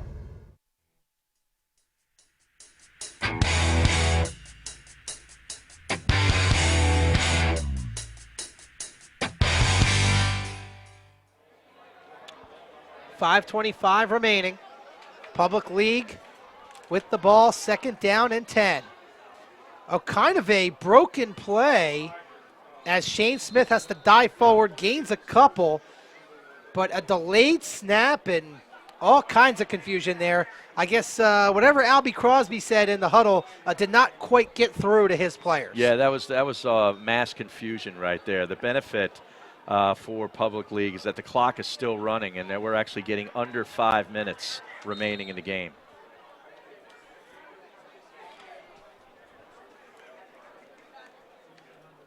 So the clock is continuing to run. Now again, non-pub has all 3 of their timeouts. Public League just used their first timeout, so they have 2 left. Big third down play, 3rd and 8. Up, flag flies. I would not have bet against that. Well, it wasn't a rules violation this time. I believe it was too many men on the field, too many men in the huddle.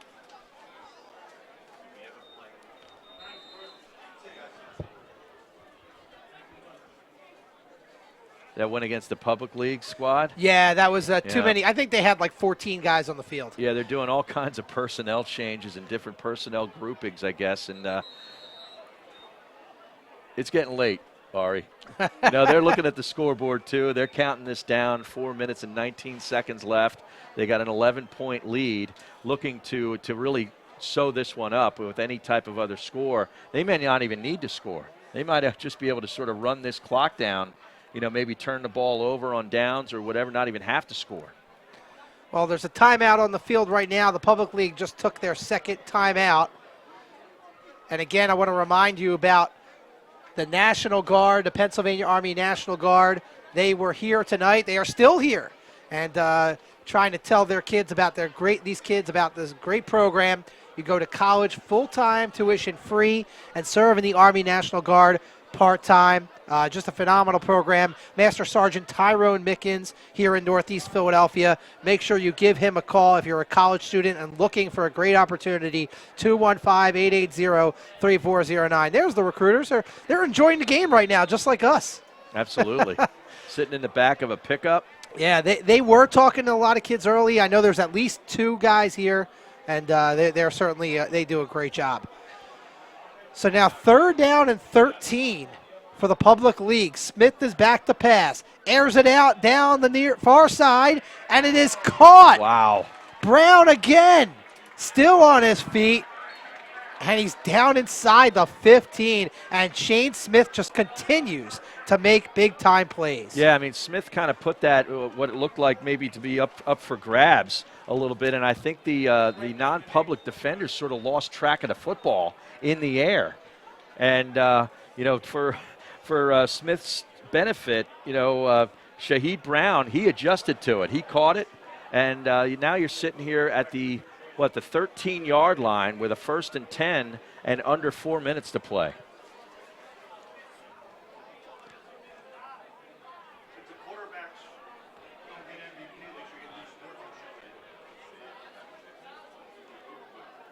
So Shane Smith under center.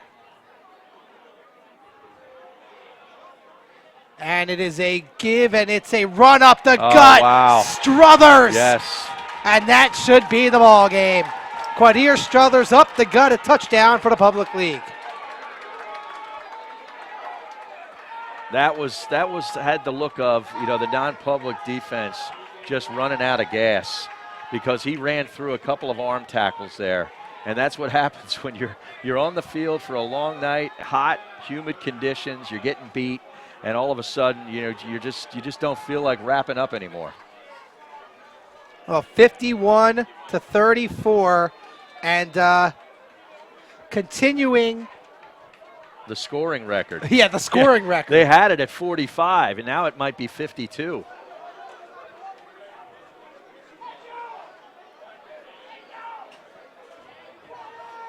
It's going to be Ellis ready for the point after. Straight through. Yep, 52. There's still 3 minutes and 23 seconds left. They may end up getting more. They could. I don't know. I mean, the non-pub, they're going to try and score quickly. And we're going to try and take a look at this last play. This was the 1st down, the completion of Brown. Oh, look at this throw by Smith. And it was around defenders, too. Right, but the defenders weren't looking up for the football. That's what I'm saying. They were sort of just following the receivers, and Shaheed Brown located the ball in the air and made the adjustment, makes the play. And now it's up to the non-pub with 3 timeouts remaining, down 3 scores. Yeah, the 18-point deficit down 3 scores. And, we've talked about that 18-point deficit. That's what it was earlier in the game. And even with the make-it-take-it that the non-pub had, Public League just have been extremely efficient offensively. Yeah, they really have. I mean, they just, despite being offset with penalties, they come back and make big plays. They're relentless. They really are, and they really want this game. Aggressive play calling and really good execution. Here's the kick. It's deep again. It's going to be Dante Mason taking it back at the 10-yard line. Now cutting it here to the near sideline, and a nice tackle wrapped up by Public League number 23, Sadiq Moore. 2 flags on the play. Oh, boy, a little chippy here at the end of the game. It looks like we got some extracurriculars after the tackle was made.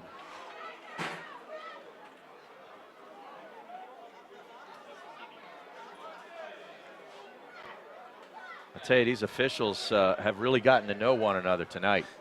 Yeah. Well, it's all in the family. You've got 3 McKeevers. You have Bill McKeever, Bill McKeever Jr., and Dan McKeever. So well, maybe that's why they've been wanting to get together a lot. They might be discussing family business. Here we're thinking they're just calling penalties. They want to get together and talk with one another about what's going down Memorial Day weekend. Yeah, well, I mean, you're coming over to my house on Sunday. No, you're coming over on Monday. I got the pool. You bring the beer. Hey, you never know. You never know. They are not mic'd up.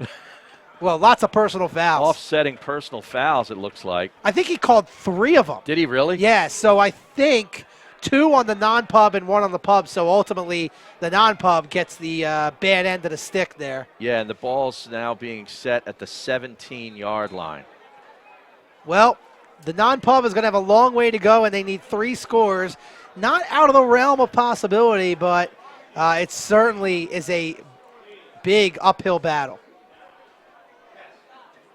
We got, what are you going to do on 4 go routes here?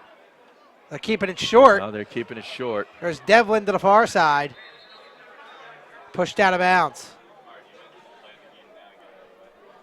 And, we just made our selections, Harry, for the MVPs, offensive and defensive MVPs. But I think unanimously, the player of this game has been Shane Smith. Absolutely.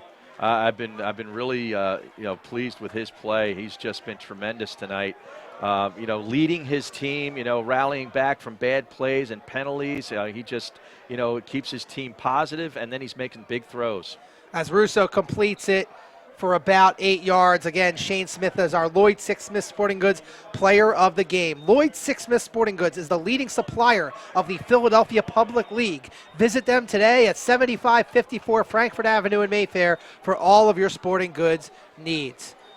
Shane Smith has been phenomenal, and I think that if he wants to figure out a school to go to, he should send this tape in here tonight. As that Dante Mason going forward for a first down on the completion of Russo. But again, Shane Smith, I talked to the athletic director over at Del Val Charter, still undecided. It was confirmed. Mm-hmm. So I mean, this is a guy that, like we've talked about, a lot of coaches should be looking at here tonight. Yeah, no question about it. I mean, I'd be interested to know, what kind of interest has been shown, and if not, why not?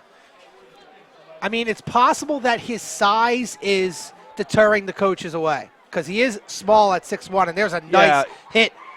He is, but that it doesn't mean he has to play quarterback at the next level. I mean, this is true. This kid looks like a football player to me. Like a wide receiver. I think you could just find a spot for a player with his instincts and his leadership. Well, he may want to play quarterback at the next level. That's why he's holding out, maybe for a performance like tonight to get some attention. And it's just been a phenomenal night. And, we have a timeout here on the field with non-public. We'll keep it right here. I want to give one final shout-out to everybody that helped us be here tonight. Our sponsors for tonight, Northeast Racket and Fitness, Rita's Water Ice in Warrington, Physical Therapy and Wellness Institute, the Pennsylvania Army National Guard, All-American Sporting Goods, Lloyd Six-Smith Sporting Goods, and, of course, a shout-out to Brian Fluck and the board of this great game for putting us in here tonight. Just without any of those people and all of our crew tonight, and we'll reel them off. Zach Gershman, Jeff Harris, Steve Silvestro on camera, Ricky Sayer also on camera, and engineering, Josh Bellman, our director and engineer, and Mark Indelicato, our crew chief and replay engineer. A lot of stuff goes into this, Harry. Yeah, I'll tell you what, I've been really impressed. Now, it's my first time, and I'm really impressed with the crew. They've done a bang-up job. Thank you so much. We appreciate it. And make sure you tell that to Johnny Marks. That's right. One of our biggest fans. Where is he tonight? He's missing a good one. Well, he may be at home watching. I know, family situation. He's got a little one at home now, which I certainly understand that. I have one as well, so I understand that. And he has an early wake-up call. Yes, he does. He has to be up a little bit earlier than you. A little bit, yeah, just a little bit. What time do you normally go to bed for your 10 a.m. midday show? I'll go to bed anytime between 11 and midnight. So you're going to go home and crash after this? I'm going to watch Oklahoma City and Golden State. Yeah. Golden State is up against it, as you know, tonight. Yes, they are. There's an incompletion. Ball thrown high. Well, we're going to show the stall agency play of the game again in just a moment because the Mike Waters run was just so good. There were so many good plays tonight. You had the Dante Mason wide receiver pass, but you had also the Mike Waters run, which will be the play coming up right here, right after they snap the football. But, as we wait for this play to develop, Harry, just so many great plays tonight, including this one. Yeah, really a lot of big plays, through the air and on the ground, defensively, special teams. We've seen it all, but I'll tell you, the Waters run was really special. Like I said, it was reminiscent of something that we've seen LaShawn McCoy do many times down at Lincoln Financial Field. We're going to take a look at that play in just a moment. This is 4th down for non-pub. Their final shot, Russo going deep, and it is incomplete, and that'll do it for this game with $1:30 and rolling remaining here. We're going to bring up that replay. There it is. Okay, so now they're setting it up. This Waters run was just phenomenal. Look at bouncing it to the outside, bounce it off a couple of attackers, another tackle, another cut, and then coasting into the end zone. I mean, there's a reason he had almost 2,000 yards on the ground last year for Imhotep. And he's got some dance moves. Oh, yeah, look at that, a little celebration. He probably would have been flagged 15 in the NFL for that. Yeah, but, hey, after a run like that, you deserve to celebrate. Yes, certainly. Well, the Public League team came to play tonight, and the lone non-pub chance was when they had that make-it-take-it going on. They had the first 2 scores of the third quarter, but the Public League team held strong, thanks to our Lloyd Sixsmith Sporting Goods player of the game, Shane Smith. And it's just a phenomenal performance from the Public League team. Yeah, and they're not yet in a victory formation. Yeah, this is interesting here. They're spreading it out. Shane Smith is going deep. He's going for more. Oh, it was dropped by Hutton. Wow, he had him open. And that ball looks like it just went off his fingertips, or that would have been another touchdown. I think they're trying to make this scoring record unreachable for anybody else is what they're trying to do here. Well, this is the last game that Albie Crosby is going to be coaching. He has now stepped down from Imhotep, so maybe he's just trying to put his footprint on this game. He must be a big fan of Steve Spurrier. This is something that Spurrier would have done down at Florida, or not so much at South Carolina, but at Florida. Well, other than that Archbishop would win, Imhotep was annihilating teams, like 72-6 type of games. So this is not out of the unusual, I should say, for this Imhotep heavy squad. So they are still spreading it out here, 2nd and 10. The outcome not in doubt at this point, but the Pub looking to pour it on. Oh, bad snap. Smith, Oh, and it's picked up by Struthers. And he actually has some room to run. Wow. Oh, man, a shoestring tackle by Cruel saves the touchdown. Wow, Gianni Cruel saved another touchdown is right. What a play. You get the bad snap, broken play. Struthers picks it up and just makes a play. Under a minute now remaining in this contest. And a timeout call by the Public League. Maybe Struthers needs to catch his breath. Maybe that's what it is. Maybe. I don't know why Albie Crosby is really trying to run this up, but you see Albie right there. Yeah. And talking to his squad. And, I mean, this performance, if you told me before this game that Shane Smith was going to outplay Anthony Russo, I would have said you were nuts. I know. Because Shane Smith, before the game, we were talking with a few people about what was going to happen in this game. And I said, okay, if the Public League can establish the run game with guys like Mike Waters, then they've got a shot. If Shane Smith was forced to win the game, I said at favors the non-pub. Well, I'm not an expert, I guess, because that was totally wrong. Well, I don't think you were alone in that pregame assessment. I agree with you, and maybe that's what Shane Smith is hearing. He's hearing things like that coming into this game, and it's like, look, I know the other guy on the other side of the field is, he's got the scholarship to Temple. He had many big offers and all the hoopla that's going along with that and the hype. But I'm here too. I'm going to show everybody what I got, what my game is. Well, out of the timeout, 4 wide receivers, 2 split out to each side. And non-pub blitzes, and Nasir Upshur catches it for the touchdown. That might have been a message from the non-pub. That was definitely a blitz coming in from the outside linebacker there. Both sides. And I don't think the non-public is too appreciative of the public trying to run up the score. I agree with you because they didn't try to disguise that blitz whatsoever. I could see him creeping up to the line of scrimmage, looking like they were coming after Smith, and they did. Now another big conference at the middle of the field, separating some players here. Well, that was an obvious blitz. Like, obviously the linebackers were coming up, and they came after Shane Smith. Which is against the rules. Right. It's a 15-yard penalty. You know what, Harry? At this point, I might just end this game. I mean, what? There's only bad things that can happen at this point. Well, I really don't understand, why Albie Crosby and the public league team didn't take a knee once it got to about 59 seconds left in the game. I mean, you tried to make some big plays. You tried to go for it. Okay, I get that. You get to a minute left, go to the victory formation and take the snap. I agree with you. I'm not sure what's going on there, but they counted the touchdown for Upshur, his second of the night. And they're going for 2. He wants 60. Maybe that's the magic number. Well, they're going for 60 right now. Waters. He got it. Walks in. Wow. Now we got more flags. Yeah, I mean, there's definitely a lot of action going on in the trenches now. And I think the clock is just running. Yes. They're just running it. End this game right now. I agree.